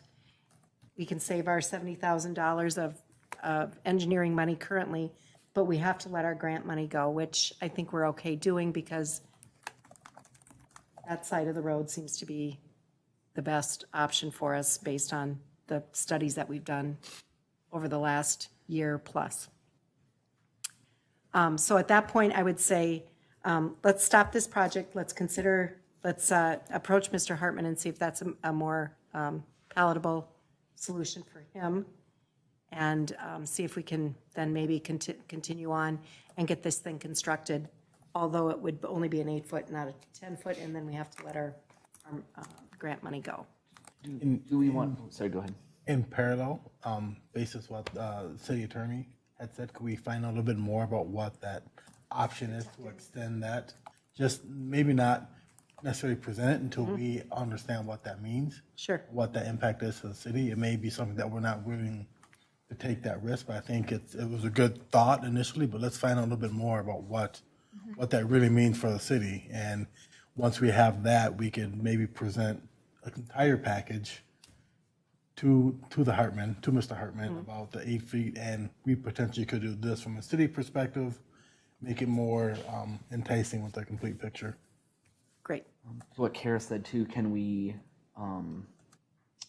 ask for the drop dead date from our, like when do we need to know this by, so that we can, I guess we don't, I mean, we'd be dropping the grant if we had 8 feet, so I guess that's moot. Yeah, so we're not tied to the yeah. June of 22 then. Yeah. I am much more in the favor of trying to figure out if we can get this constructed as we had initially planned. And if we have to let the grant go for that, then I would say that would be my preference. But to Mr. or Councilmember Hebert's points, can we get a better picture of what that would look like? Right. Okay? Just for clarification purposes, is that the savings amount or the recreational immunity language that you're, I think it's both. Okay. I think it's, okay. Thank you for clarifying that. Okay. All right. Are we in the middle of are we in the middle of a motion? I'm not sure if we are or not. Yeah. I've got some notes. Ms. Hardy, get us out of this Thank you, Mayor, mess. members of the council. Here's what I've heard. If you would, somebody could make a motion to direct staff to currently stop the project, so to pause the project, direct staff to meet with Mr. Hartman to see if he'll agree to an 8-foot trail to be constructed as otherwise planned. And if yes, continue on with the construction process. Also, direct staff to bring back information on how to extend the recreational immunity to a private property owner, and then what that would mean for the city. And also direct staff to bring back what the cost savings would be for reducing the 10-foot trail to the 8-foot trail. I would agree with all of that. I would make that motion. And I'll second it. Discussion. We have a motion and a second. Additional discussion. If we're letting the grant go and we're not considering moving the trail to the other side, if the costs on considering the move to the other side and we do get the grant to just go to the other side of the street, almost quite literally in this case, then it would be, to me, on a better side of the road than what we're talking about, and we would be a wash on the money if you're going to give up the $150,000 in grant and the $70,000 in already done engineering costs. We'd have $150,000 to do $70,000 in construction costs and still have $80,000 for the other side of the road. So to me, this doesn't make any sense that we would give that up without asking if we could move it. To Derek's point, could we add to the motion? I mean, because there's no guarantees Mr. Hartman's going to agree to a reduced anyways. To his point, can we add in there, right, to still ask the DNR if move, right? Because it sounds like that's the big thing, right? Is if we move it to the west side, would we get at least a portion of the grant money, or? So council and mayor, the grant cycle that we are under right now will expire in June of 2022. In order to do or figure out if a trail will fit on, which one will fit on the west side, but what that cost is and the design is, we'll basically need to start over from scratch with engineering. We can't just transfer the east side engineering over to the west side, because they're different. So we would be then looking at getting that done, the engineering done. We'd be then meeting with property owners.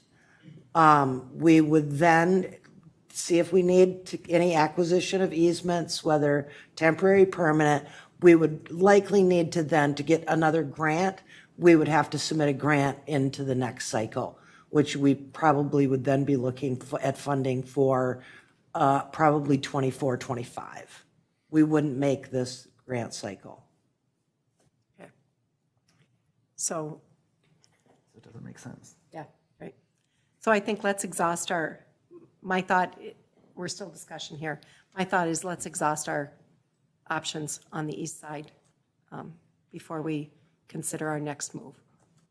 Let's do one thing at a time, in my mind, Are you talking about tonight or once you find out more information? once we find out more information.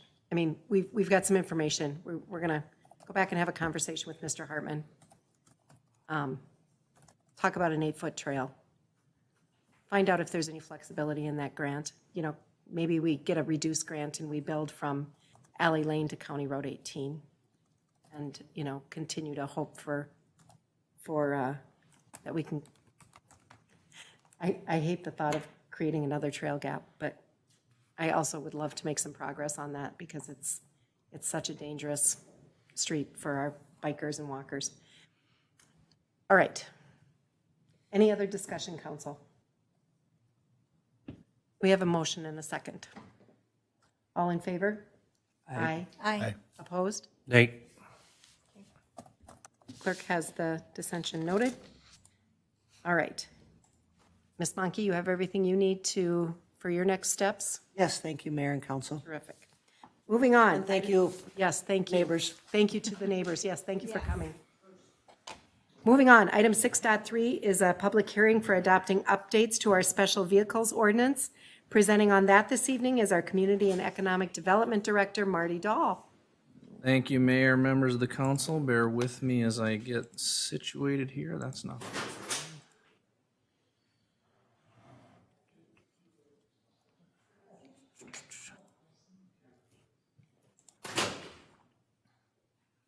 There we go.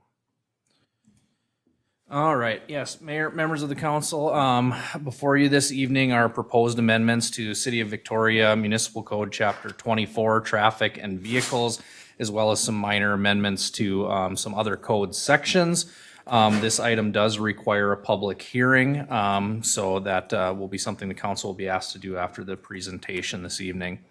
So just as a little background as to why this item is before you, in fall of last year, the Carver County Sheriff's Office had requested all of the Carver County cities to review and make any necessary changes or revisions to their ordinances that would provide clarity on the use of special vehicles such as golf carts, ATVs, and snowmobiles. There was some difference in enforcement and some confusion about what was and wasn't allowed. So that was one of their asks of cities, is to really just clarify, do you want them to allow them? Do you not want to allow them? What are the regulations behind them if you do? So that kind of started this whole conversation. So as you'll recall, in January of this year, we held a workshop discussion on the topic. And at that time, council directed staff to research and provide proposed amendments that would allow golf carts and ATVs on designated streets. So that's what we have done over the last several months. As I mentioned this evening, there is a public hearing component as with any other ordinance amendment. So an opportunity for folks to speak on that if they wish. As part of our process, as we were reviewing this ordinance update, we did seek some public feedback. So back in February of this year, we put together an online survey that was promoted via the website, email, e-newsletter, and social media. There were 87 respondents to that. The full survey results were included in your packet, including the comments that were associated with that. But just as an overview, I will give the general results of that survey. Keep in mind, this is a non-scientific survey. This is more to gauge the pulse of the folks that are paying attention to what's going on. But the first question was related to supporting if there was support to allow golf cart use on city streets. That was 73 to 14 yes to no, 84% to 16. The second question was related to whether or not you support the use of ATVs on city streets. That one was 76% yes, 21% no. The next question was snowmobiles. 80% of the folks who responded said yes, they would support, with 20% saying no, they do not. And then finally, if the city were to allow these special vehicles on streets, would you plan to drive one of them? This one was 64% yes and 36% no. So again, that was just some of the anecdotal feedback that we received from folks as part of this process. So having that feedback and looking like there was at least some general support, and based on the council's direction, we went through and started making some proposed amendments to the language in this section. As was noted in the background packet, we consulted with the Carver County Sheriff's Office. We reviewed other city ordinances related to this topic. Obviously, Attorney Vos reviewed and had some comments and revisions that were included as well. So what I'm planning to do is, as you noted in your background, there were multiple minor changes. I'm not planning to address those in the presentation, but if there's a specific section you have a question about that I don't address, please feel free to ask me and we can bring it up at the end. So looking at the changes to chapter 24, we did create a new section for definitions. What we did was move all of the definitions from all of the articles within chapter 24 into a single definition section. That also included new definitions being added for all-terrain vehicles, special vehicles, and utility task vehicles. Those were undefined terms in our current ordinance. Then moving on, both golf carts and ATVs and snowmobiles are contained in their separate articles. I should restate that golf carts in one article, ATVs and snowmobiles in another article, that have some mirroring sections and language. This first mirroring section is the designated roadways for each of those types of use. This was a new section for each, and essentially what that does is it designates all local roadways within the city for the operation of golf carts, ATVs, and snowmobiles, except for the following that are listed: state and county highways, streets with speed limits over 30 miles per hour, and any streets within the central business district. So this map was also included in your background packet, shows in red those roadways that based on those sections would be prohibited from allowing golf cart, ATV, or snowmobile use. They can cross them. Yes, Councilmember Black, Mayor, members of the council, yes, they're able to cross those streets, just not able to use them on the streets or highways. So the second kind of mirroring sections between the different types of special vehicles were the permit requirements. So these do get a little bit different. So again, new sections were created prescribing those requirements for each. One of the caveats is that state statute does not allow for a requirement of a snowmobile permit. Snowmobiles are very heavily regulated and have a lot of language within statute, whereas ATVs and golf carts do not. And statute does not allow for a requirement of a snowmobile permit. Similar to the way we're operating today, snowmobiles are allowed in certain areas, and we do not have a city permit for that process. So when looking at permits, we're really talking about just ATVs and golf carts. What those requirements being proposed are that a city permit must be issued at a fee that's set by the fee schedule and displayed at all times. The council currently adopts a fee for golf cart permits for the streets that currently allow golf carts. So this would be the same concept just for ATVs as well. That permit must be issued annually, and it must be you must be 18 years of age or older to be able to get a permit.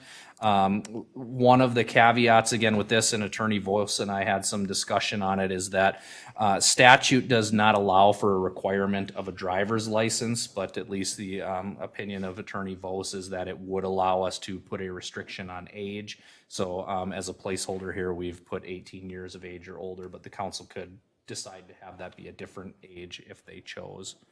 Another requirement is that you must provide proof of ownership insurance. It does provide an ability for a handicap permit to be issued, which would allow for a greater use of golf carts and some of those motorized vehicles on trails and things within parks to meet ADA accessibility requirements. There is a regulation that a permit may be revoked by the city council, and then also a regulation in there that permits are not required for any city staff conducting city business in any of those vehicles. Marty, on the statement that says you must be 18 years of age or older, is that just to obtain a permit? It doesn't address who can drive the cart. So you need to have a permit to be able to drive the cart on city streets. And only those who are 18 or older can obtain that permit. So in reality, if mom and dad got a permit and 14-year-old son was driving, he's driving it illegally under this language. Only the 18-year-old or older permit holder is able to drive on streets. But if the parent had it and they had an 18-year-old kid driving it, does it have to include their name on that permit, or is it family type? Yeah, that's a very good question, Councilmember Roberts. I think that's probably something that we'd want to include in that application form, so that you did only need to get one permit per vehicle, but I think we'd want all of the names listed. So if there was an 18-year-old child, that was, I guess child, adult child. I have a question as well. We currently offer permits for golf carts. I thought it was for 16 or older. Right now, our permit for golf carts does require a driver's license, and maybe Attorney Vos, you can speak to the nuance on this driver's license issue that we talked about a little bit, but I believe that currently what we are requiring would be inconsistent with state statute, and that we are requiring a driver's license. Yeah, Mayor and Council, it's the view of the League of Cities, who, of course, your staff consults with quite a bit. It's their view that cities can't require driver's licenses. And I think I very candidly said to Marty, I can see arguments on both sides of that. I think the League has the better view on that, though, and that is that state law does not allow cities to impose a driver's license requirement on ATV use. I'll say more than I need to, but the reason that that's a little unusual is that, of course, cities don't have to allow these vehicles at all on city streets. And so it seems unusual to say, if you allow these vehicles, then you can't require that people be licensed to be on the road. That's an odd conclusion, but I agree with the League about that conclusion. So that's a long way of saying, yes, council member, the city cannot and should not continue to require a license as a condition of having a permit to operate these vehicles on city So streets. that'll be a cleanup matter too. Yeah, and in fact, if you did review the ordinance, you'll see we actually have repealed the current section about golf carts and have reincorporated the updated language. So that is anticipated to be cleaned up if these amendments are approved. So again, the third section then, that is kind of that married sections between golf carts and then ATVs and snowmobiles, is the operating conditions. This is really a new section created in each of those areas that gets to the regulations of what can and can't be done once you are permitted to operate a golf cart or an ATV on city streets. And this section is specifically for golf carts. You'll see a lot of these are the same between the two, but there are some differences between golf carts and ATVs. So for golf carts, the operator and passengers must be seated at all times. Councilmember Black, to your point, you may cross any street or state or county highway at intersections. They may only be operated from sunrise to sunset unless equipped with original equipment, headlights, taillights, and rear-facing brake lights. They shall not be operated in inclement weather or when visibility is impaired. They shall at all times display a slow-moving vehicle emblem and be equipped with a rear-facing mirror, adhering to all other applicable motor vehicle laws, make complete stops when entering any uncontrolled intersections, not be driven at speeds in excess of 15 miles per hour, not driving on private property without permission, not driving in wildlife sanctuaries or cemeteries, not driving on roadways while intoxicated or with an open container, not driving in a manner that's careless, reckless, negligent, or creates loud noises.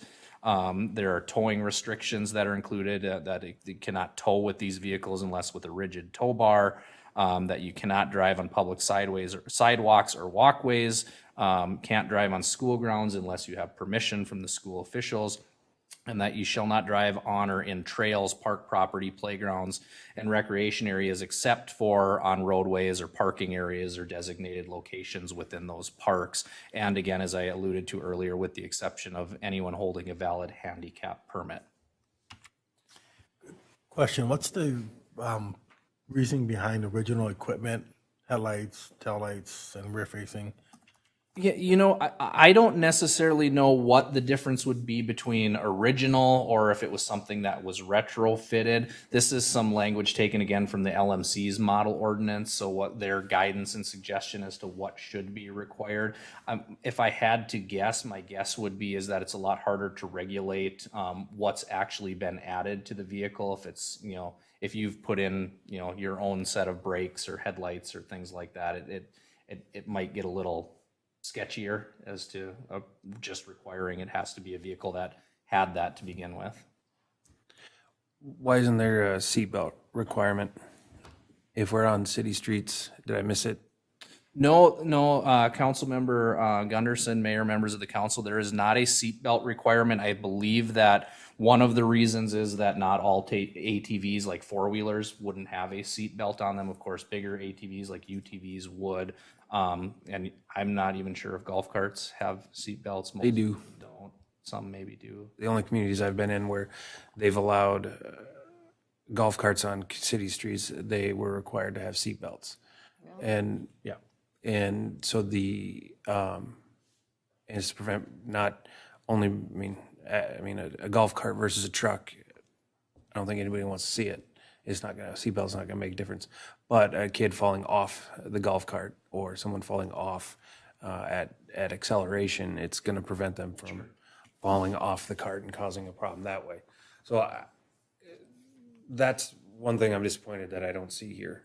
And certainly Councilmember Gunderson, Mayor, members of the council, that would be your prerogative if that's something you'd like to see as a condition included. Again, I think that likely limits some of the golf carts and things that are out there, but maybe that's not a bad thing, so. It's 15 miles an hour. You can't go over 15 miles an It'd still hour. hurt if you fell off. Well, I know people have fallen off there.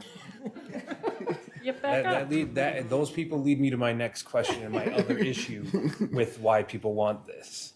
I don't think, we address it here while, shall not drive while intoxicated. I have reason to believe that that'll probably happen with good cause. I honestly don't believe that this is any other need than people want easier access to thinking they can cruise around their neighborhood after a party.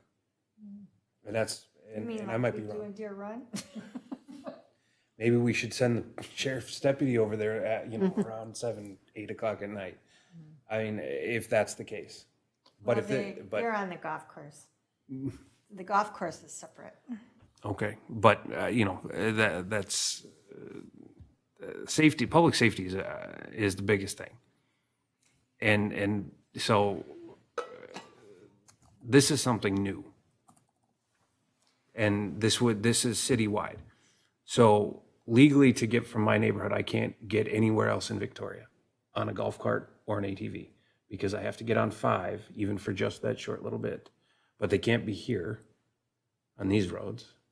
So then I got to get on a county road, but I can't get on a county road. I could go to the dog park, but I don't have an ATV big enough for my dog. So, there are neighborhoods where they make no sense to have. Right, and not all of them are going to, not everybody's going to do that. They're not going to get just because we're allowing it doesn't mean every single person's going to go out and buy a golf cart or I'm not saying that they are, but I'm just saying that we're adding vehicles to the road. Whose car is that? Keys. Ford SUV. The one time I drive it. Not kidding. Not kidding. The one time I drive it. I must have bumped my key in my pocket. Sorry, folks. All right. Anyway, Councilmember Gunderson, continue if you have more. we're adding more vehicles that people aren't used to our roads, to our city streets. They don't make sense for every neighborhood.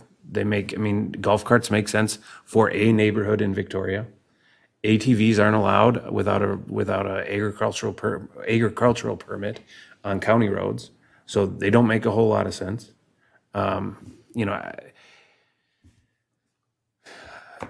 People who want it, if this is a public hearing, I don't see anybody here that's emailed me that wants them. And to that point, how badly do you want something if you're not going to come and talk about it? So these are valid, on the flip side, I have spoken with the president of the National ATV Association. And he said that the cities are seeing these more and more roads are opening up to ATVs. But he said if you'd asked him 2 years ago whether he'd have been for it, he said no, not in the cities.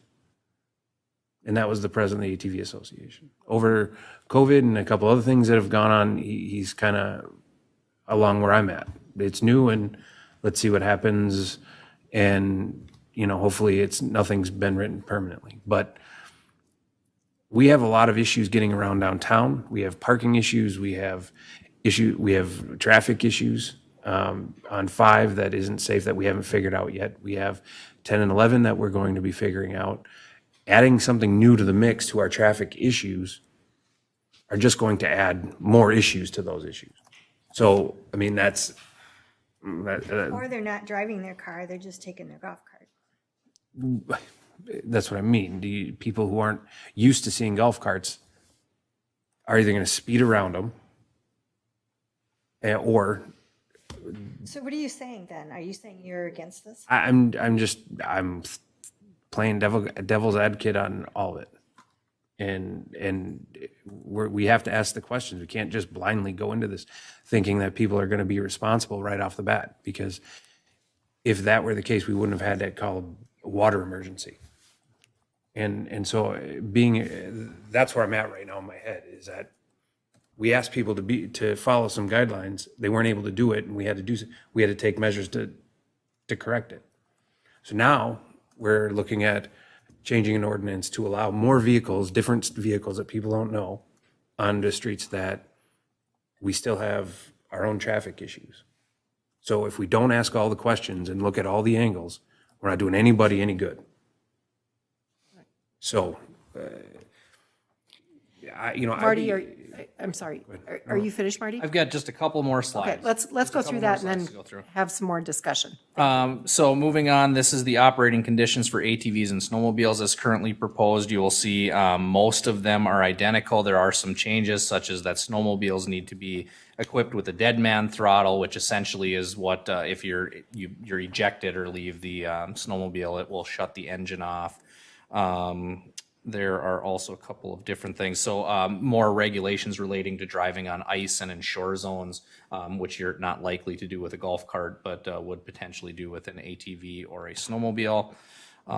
Speeds and some of these other restrictions are the same. And then I believe the only other different one here, and again, this is a carryover from our current snowmobile section within the code, is that shall not drive on the ice of Kelzer Pond.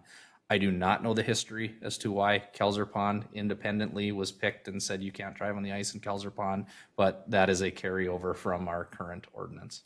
Maybe it's Really? at a spring fed or something, I don't know. What's that? Maybe it's spring fed, I don't know. I'm not sure.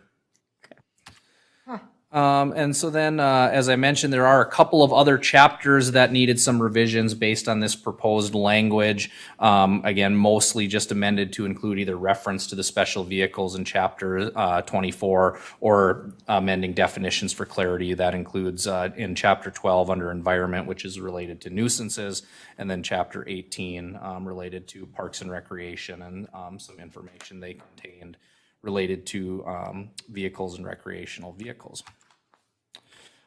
So with that, Mayor, members of the council, that concludes my presentation. As I indicated, this item does require a public hearing. So staff is recommending that that public hearing be conducted, this item be discussed, and then have provided a couple of different options for you to consider. Either adopt the ordinance as presented, adopt the ordinance with additional edits that come from this discussion, or table the item for further review and revision. Thank you very much, Marty. Before we get to the public hearing, are there other questions or comments from council? I guess if we were to change this ordinance to allow these, if we see, in a year, 2, 5, whatever, that it's a cluster, I guess, is for a better word, is how can we how can we, how hard is it, I guess, to change the ordinance and then revoke it? Yeah, Councilmember Roberts, mayor, member of the council, and this is something that we've actually talked about internally, is that there's nothing that precludes the council from looking at this as a pilot ordinance, and just setting a time in the future that good, bad, or ugly, you want staff to come back to you and give you an update on how it's been working or not working, and then have the ability to amend the ordinance or repeal the ability to use these vehicles. If let's just say worst case scenario, we come back in a year and it's a disaster and everybody hates it and you want to get rid of it, it's really probably as simple as amending the section related to the designated roadways and just saying there are none. And it would go away. Yeah, I saw where in Chaska, they have a trial chicken to see how it goes. And if it doesn't work out, it's done deal. And we can do the same thing. Okay. Council, other questions? Comments? Are there any signs that we'd be putting up where if we do decide to, it seems like it's pretty limited of where they can be used, but are there signs that would be put up? Are we just gonna assume that people know where they can use them, where they can't? I would assume that's part of the permitting process, is to very clearly identify these are the roads you can operate on and these are the roads you cannot. Yes, Mayor, members of the council, that would be part of the permitting process to provide them with that map with the prohibited streets. Because what is being proposed currently has fewer streets that are prohibited than are allowed, staff would probably recommend that if a prohibited road became an issue where people were driving on that with a golf cart and ATV when they weren't supposed to be, that probably look at signing that ATVs or golf carts are prohibited on this road versus signing each of the roads within the city that would allow them for use, just because based on the current proposal, most of them would be, neighborhood roads would be allowed to be used.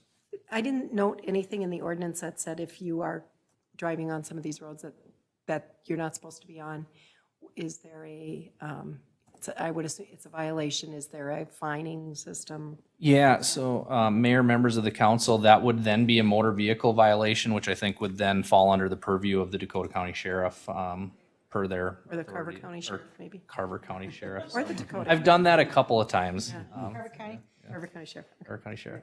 Councilmember Black. Are we going to require some sort of safety certification? As the ordinance is currently proposed, there's no safety certification required. Do the ATV, don't they have a safety class of some sort? I believe that the DNR may offer some recreational vehicle safety certification classes, but I don't know that for certain. Okay, I would like that. And then that way that gives them some education. Council, other comments? I mean, I guess I would just say I'm kind of in between what Derek said on both. I see both sides. I would be, the way I'm leaning right now is I'm more apt to say yes to the golf carts. They're slower. They're not as noisy.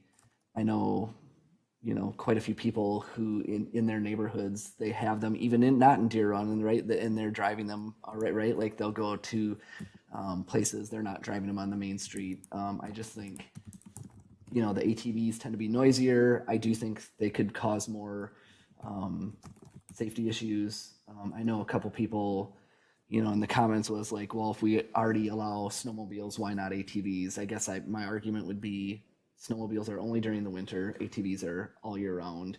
Snowmobiles are only when there's snow, right? So when we don't have a lot of snow, they're not out there. They're also, a lot of them are in the ditches. Mm-hmm. So I guess my initial thoughts are I would be more inclined to starting with.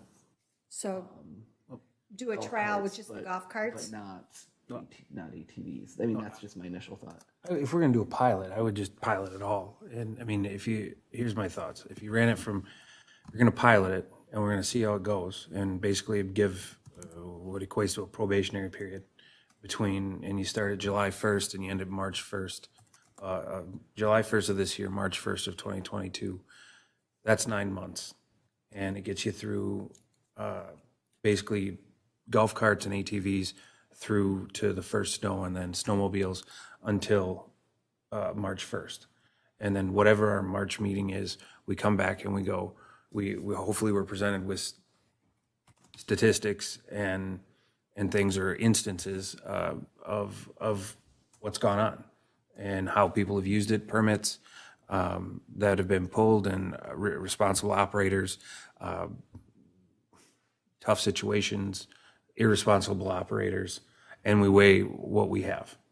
But in this way, if we're piloting it, I couldn't reasonably separate one from the other, because I don't want to do 3 different pilot programs. So if we do a pilot program, run it 9 months, and then in March next year, before the summer, it gives people reasonable amount of time to get their ATVs out and their golf carts out. If we decide to get rid of it, if people bought it just because we opened it up, if is that case, that gives them reasonable time to either sell it or do something with it. If we did the pilot program, I mean, so we already allow snowmobiles, right? So I guess, would we even need to necessarily, right? Because ATVs and golf carts are going to be used during the summer months mostly, right? I mean, I know ATVs can be used in the winter, but we're going to, I'm assuming, see them on the streets more in the summer. So do we even want to make it shorter and say till, September? Because those are the 2 that are going to be the big change, right? Because snowmobiles, we're not changing. We already allow them. Yeah, Councilmember Roberts, Mayor, members of the council, if I could make a suggestion, I would suggest going through a winter season, just because of ATVs are commonly used in the winter, especially with ice fishing and getting to and from lakes and things. So, and I think just having a larger sample size is probably helpful as well. So my recommendation would be to do a 9-month or a 12-month pilot. I would think even a 12-month, because people are going to have to go out and buy these things. And you don't know how many people are going to go buy those. But then There's a lot of them. if we do decide, and we do have bad information, or not bad information, but if we have negative feedback from residents and a lot of irresponsible cases of misuse, we're going to be revoking that midsummer, and that would,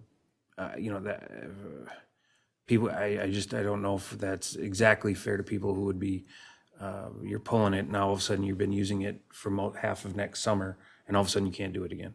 At least if we make this decision and we start and do it in our March meeting, then they know from the get-go that during the summer months, when it gets warmer, they can't use them.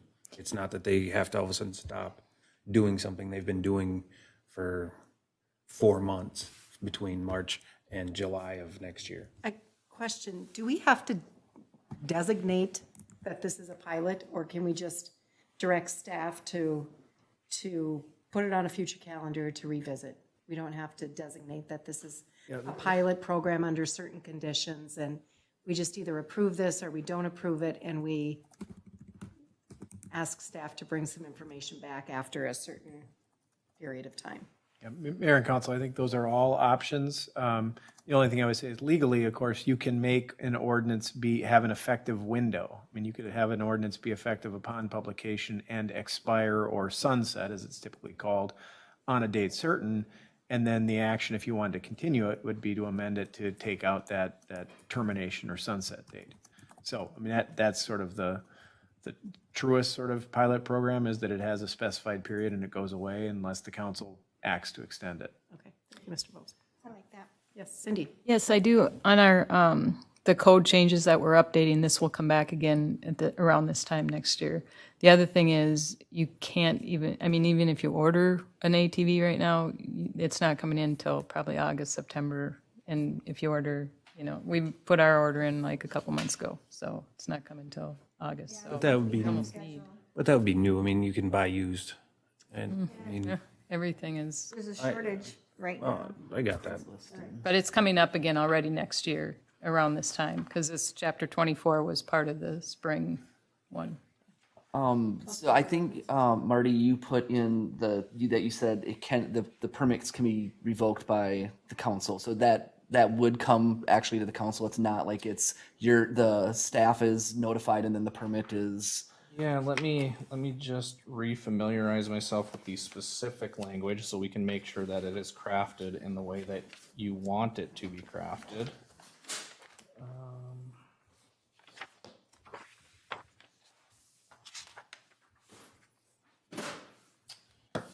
So right now, the verbiage is a permit for a golf cart may be revoked at any time by the city or a law enforcement official if the permittee has violated any provisions of this article or state statute, or if there is evidence the permittee cannot safely operate the golf cart on the designated roadways. So the way I would read that, and maybe Attorney Vols disagrees, but unless it specifically says city council, I feel like city would be administratively, it could be revoked. But again, if we wanted that to be the city council, that would be an easy change. All right.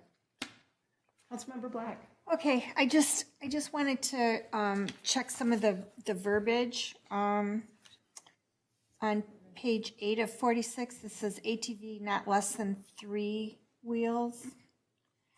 Are you talking about a mobility scooter? Are you including that in there, or are you talking about a 3-wheeler? Again, Mayor, Councilmember Black, Mayor, members of the council, I am not including this just because I own a 3-wheeler, but again, that language was taken from the definition from the LMC's model ordinance.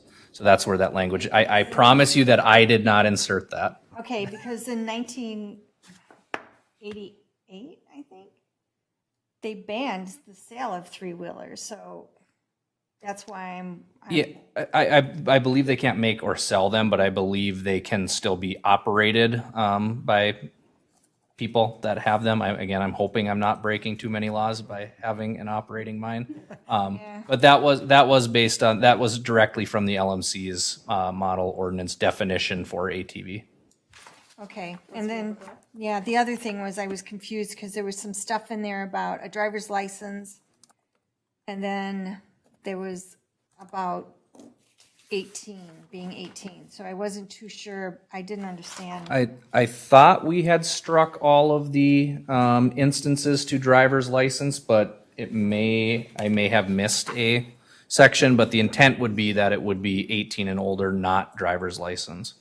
So we would review that to ensure that there's no typo in there that still has driver's license. Okay, And that may have been Councilmember Black, if it was in that red section about golf carts, that's actually the section that's proposed to be repealed. okay. Councilmember Black, anything else? Not on those, because we went through, we went through some other stuff that I was looking at about illegally parked 48 hours. Are we going to get to that? Councilmember Black, Mayor, members of the council, that's one of those sections that was existing in the Traffic and Vehicles Code and was just amended to also reference special vehicles so that a golf cart would also be under the same parking restrictions and things as a regular vehicle. But we can certainly talk through if you have specific questions about that. I just wanted to know about the vehicles with the illegally parked 48 hours or abandoned. Was it last winter when that guy left his car parked for months? I mean, is this going to protect us from that, or no? Which specific section are you looking at? Well, I just saw on page 740 of page 7. So I think that is in Illegally the parked definition. 48 hours. It was mentioned a few places. Yeah, so in the definitions section, the definition for abandoned vehicle, this is the same definition that's currently within our code for an abandoned vehicle. So none of that definition has changed. It's just in a new section.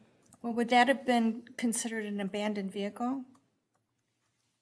Councilmember Black, if I'm thinking of the same situation that you are, that was, I couldn't move it until there was 2 inches of snow. yeah, and it was there for several days, not longer than that. So Quite a while because he was there for golf. we ended up towing it. Yeah. Okay. Okay. Other comments? Are we ready to move on to our public hearing? I think so. Okay, this is a public hearing, so I will now open the public hearing. Is there anyone who wishes to speak on this item? Anyone? If no, No one's here? if no, can I have a motion to close the public hearing? Motion to close the public hearing. And a second. Second. Thank you. All in favor? Aye. Opposed? Motion carries. Council, any further discussion on this item? All right. Does anyone have a motion? How do we want to handle this? Sorry, I do have one. So I know you asked, attorney, that if we want to have a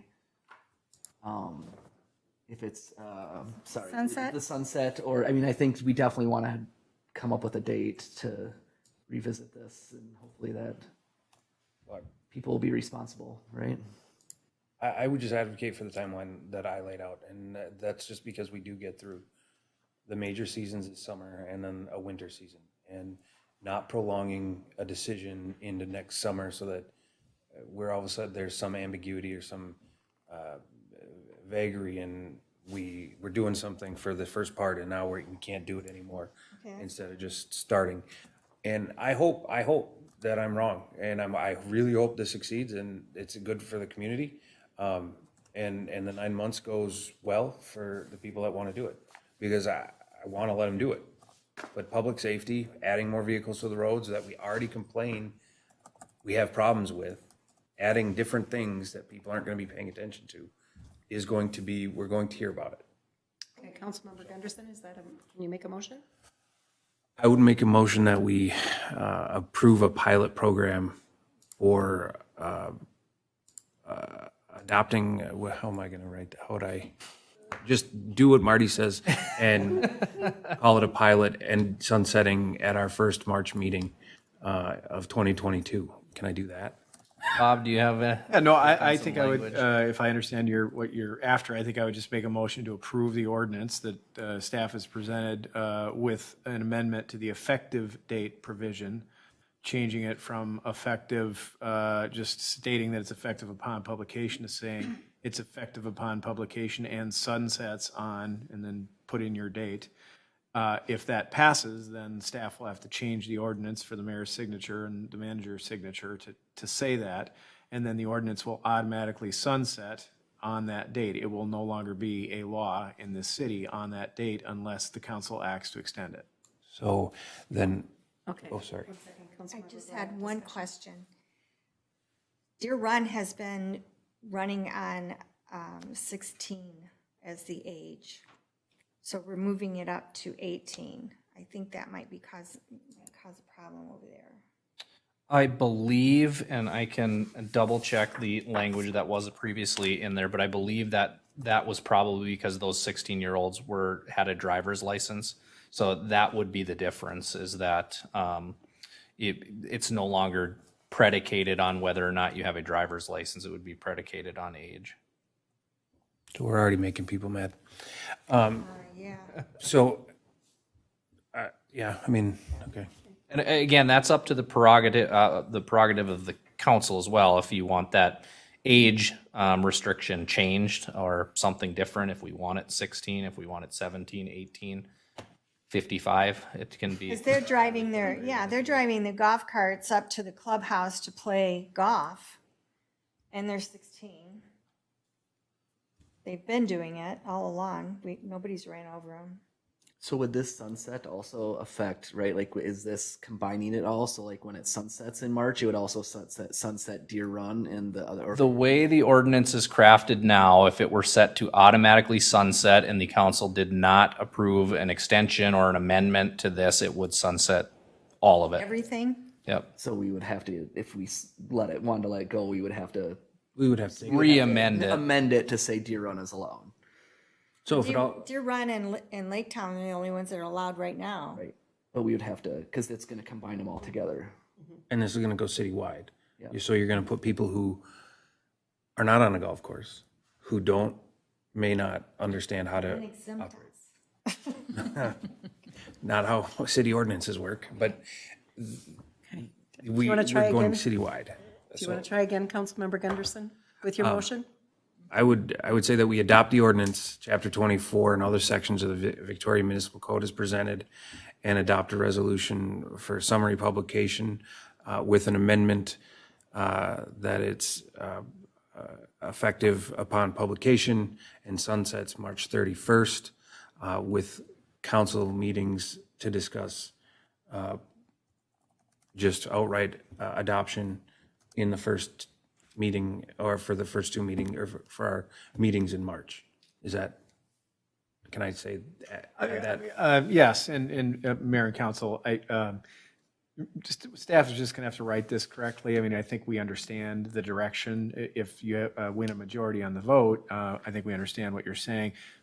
Technically, I think probably you'll have to write this in a way so that the ordinance tonight, which is merely amending existing code language, that alone isn't what sunsets. It will have to be the underlying code language as well that authorizes these vehicles.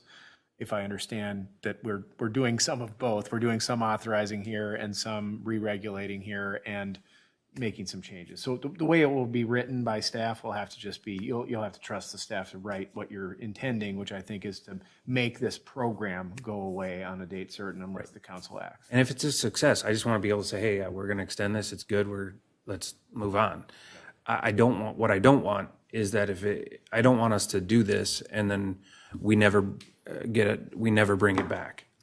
And we never discuss it again. And I'm not saying that that would happen. I'm just saying, I don't want it to get forgotten about. I want us to it's a new program. It should be reevaluated. And if it's a success, then I hope y'all throw it in my face. I do. But, it's new and it's a new vehicle, so. Okay, so we have a motion Second. and we have a second. Any discussion? All in favor, signify by saying aye. Aye. Aye. Any opposed? Motion carries. All right. We'll now move on to the reports and emerging issues. Attorney Vos, do you have anything to Mayor, report? I don't. Thank you very much. All right, Ms. Hardy, how about anything from staff? Thank you, Mayor, members of the council. I do have something real quickly, and then I'm going to actually, hopefully with your permission, pass the baton over to our city engineer, Kara, to talk a little bit about our water ban. We've got just some information to update, and I could do that now, or I could wait for council to do the rest of your updates. No, why don't you go ahead and do it now? So before I ask Kara to share some information with council and the residents who may be watching us here this evening, I just want to thank our residents for their patience and mostly their compliance. So we are down in our water use from about our high at 3.5 million gallons. We're down quite a bit, but that 3.5 million gallons per day is 5 to 7 times our winter use. So we do thank our residents, our public works staff does thank our residents for working with us and their patience through this. Unfortunately, there still are a number of people irrigating. So we're hoping that those people that are doing that are just not aware of the ban. Because this was a water emergency, we worked very quickly to get information out to as many people as possible. Our way to do that, our means to get that information out is through website and social media. So we have, since this weekend, we had staff work on putting together signs and getting signs printed. And very early this morning, our public works crew is out posting signs at all the neighborhood entrances, indicating that there is a water ban. And where we had leftover signs, we are putting them in some key intersections. So hopefully that gets helps spread the word. But we ask for help from our residents here this evening to spread the word to those who may not be on social media, who do not have access to internet, about the ban. We hope that we'll be able to lift our watering ban here in the next week to 10 days. Our biggest hesitation at this point is the continued drought-like conditions that we're experiencing along with the heat. We just want to make sure that that everything is working the way it needs to be working, and we really do need our residents, all of our residents, to comply with that irrigation ban before we're able to turn that back on. The other thing that I wanted to mention that we're working on is kind of twofold. First, if there are any residents who want to help us get that word out, maybe HOA associations, their boards, we're going to get some door hangers into their hands. If there's any residents out there that are listening to us this evening and want to help spread the word, we'll have door hangers here available. And we think that they'll be ready by Wednesday. But if you want to help, if you're seeing lots of violations in your neighborhood or around and you want to help spread that word, we can certainly connect our residents with helping us get that word out with those door hangers. The second step of that is also to do door hangers for educational purposes in the future. So when our ban is lifted, we need to make sure that people are following those summertime watering restrictions. And so those door hangers, we will also do an educational piece and then information just about why we have the watering restrictions in place for when that ban is lifted. And then on the other side of that door hanger will just be the information on those watering restrictions. And when we do come time to lift the ban, one of the things that we're also looking to do is to have our residents help spread out that use, because the ban is really coming from, as we talked about during the emergency meeting, this peak demand use. So we're trying to brainstorm ways that we can encourage people to kind of, not everybody should be doing it at 4 a.m. So if we can maybe get some people to do it at night, some people in the morning, that will definitely help our system. And I think Kara can speak more to some of that information, and she's got some data to share with you all. But I just wanted to provide that update, so thank you for that opportunity. And if there aren't any questions for me, I just would like to pass the floor over to Kara. Any questions for Ms. Hardy? I just had one. When are we going to go to monthly billing for the water?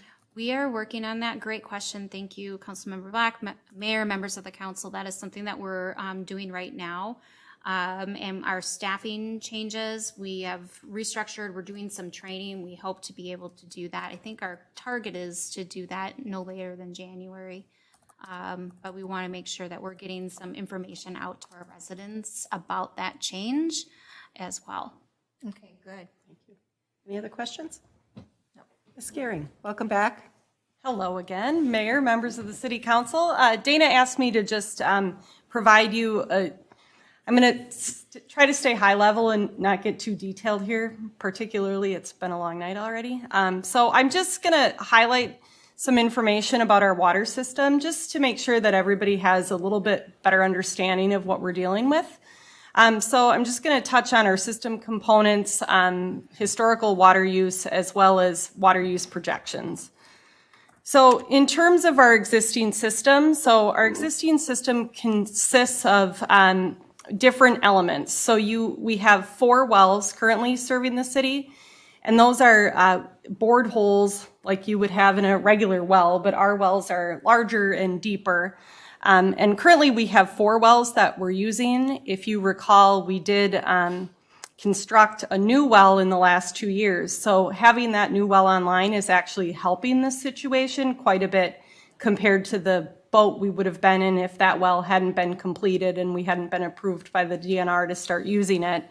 Then we would have a different set of problems. But our aquifer is fine, our drawdown levels are fine, we aren't having any concern with water availability in the ground. So that box is running just fine. The water from the wells then flows into our water treatment plant. We have 1 water treatment plant that removes iron and manganese, and we add chlorine and fluoride to the system at the water treatment plant. And then we have 3 water storage facilities, 1 tower and 2 underground reservoirs that are providing storage for the system.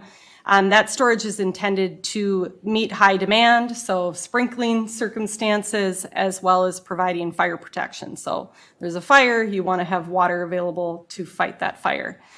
And then, of course, the other pieces are just the water main and the water services. So all of these different system components have to be planned for and designed based off of how much water we expect to need to be able to provide to our residents. So we do take a look at information every year. So every year, Trish provides us with all of the consumption data that's provided to our water system engineer, and she completes an annual review of what our water use is. What I wanted to highlight here on this graph is that there's a interestingly direct correlation between days over 90 degrees and water use. So the green line here on this graph is just temperature data, so number of days per year over 90 degrees. This red line is our water use. So you can see, and this is just covering the summer months, so our total water pumped from May to September. You can see that as the temperature increases, our water use increases, pretty closely following the same sort of trend line. When we look at the water use annualized, so total water pumped per year, you're kind of evening out some of those fluctuations. You can continue to see that water use goes up with days over 90. So, you know, you all have a house, you all have a lawn. Once these temperatures start hitting what they're doing, you're running your sprinkler a lot more than you would if it wasn't 90 degrees and hot every day. So we take a look at a whole bunch of historical information annually, but the other thing that we do annually is that we take a look at growth rates, what our population changes are, and we have these specific trigger charts, and I'm not going to go through them in detail, but it's taking a look at what our projected future use is based on the number of new home permits we're adding a year. So every new person we add, we need more water available to them. And you have to make some decisions about at what point you add components to your system to accommodate the additional people. So you certainly want to build additional storage before you need it, but not so far before you need it that you have this investment in the ground that you aren't really utilizing. So we have in front of you on this slide what the city's current 20-year water capital improvement plan is. And so we go through and we are plugging in years of when we think that you're going to build the next facility. And those projections are based on both historical use and then looking at projections going forward, and also takes into consideration recommendations of industry standards for how much storage you should have. So if you have this many people, how much water storage you should have. There's very specific standards that are available to engineers to help make those decisions. We do review the data and the projections annually. But what I can tell you is that in no set of circumstances do the standards recommend building system components to meet the current water demand. So when you're having this peak condition with the dry year, there isn't a city out there that's going to just automatically construct enough storage to be able to provide 5 to 7 times the water. So, you know, our residents are really using more water than they should. And I think part of that challenge comes from the use of automatic sprinklers. People set their sprinkler in the spring. They set it consistent with the water restrictions. So they'll set it to run every other day. They'll set it to run at 6 a.m. every day, and aren't really taking into consideration whether their lawn actually needs that amount of water. I've said publicly to various councils over the years, back in 2012, this was a hot topic when we had this peak year, because people were getting massive water bills and they were wondering why their water bill was so high. Where was I going with that? What frequently will happen is we'll get called out on drainage complaints. So somebody will have a drainage issue in their property. They'll say, you know, my yard's wet all the time. There must be something wrong. Can you come take a look at it? And one of the first things we ask them is, how often are you running your sprinkler? Oh, I don't, it's set to run every other day. And I'm like, you need to turn that off. There's mushrooms growing in your yard because you're, just dumping too much water on the system. So there's an educational gap there of trying to help people understand how much water they actually need. The new smart controllers that people are getting now for their irrigation systems, the Rachio system, those are far more effective in modifying how much water your lawn actually needs. So they're an effective tool, I think, to work on that reduction. But yeah, what I just wanted to note is that that wouldn't be something that we would recommend. We wouldn't recommend that you would design and construct your water system to be drought resistant so that you can irrigate your lawn during a drought condition. That would be expensive for the city to do. And then in the years where you don't have that drought condition, you'd have this infrastructure sitting there not getting used all that much. So that, I think, is all I want to say. But I'm looking at Dana because it's been a long day, so I don't know what I've forgotten. I think you covered it. Okay, any questions? Any questions for Ms. Gearing? No. This is just a shout out to our residents to help us manage this. That would be very helpful and let us keep up with the infrastructure that we have. All right, thank you very much. Dana, anything further from you? Nothing further. Thank you, Mayor. All right, council, anyone on council have anything to report? Councilmember Gunderson? Over here I am. Council. Again, it's been a long day for everyone apparently. Let's go to Councilmember Hebert. Nothing here. Councilmember Gunderson. Councilmember Black.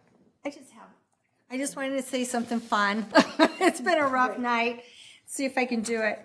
I don't know if the residents all get the Southwest News Media Best of the Best magazine came out. And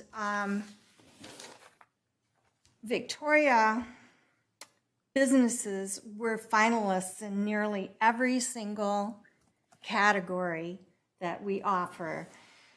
And just wanted to do a special shout out to Holy Family, was rated the best for private schools.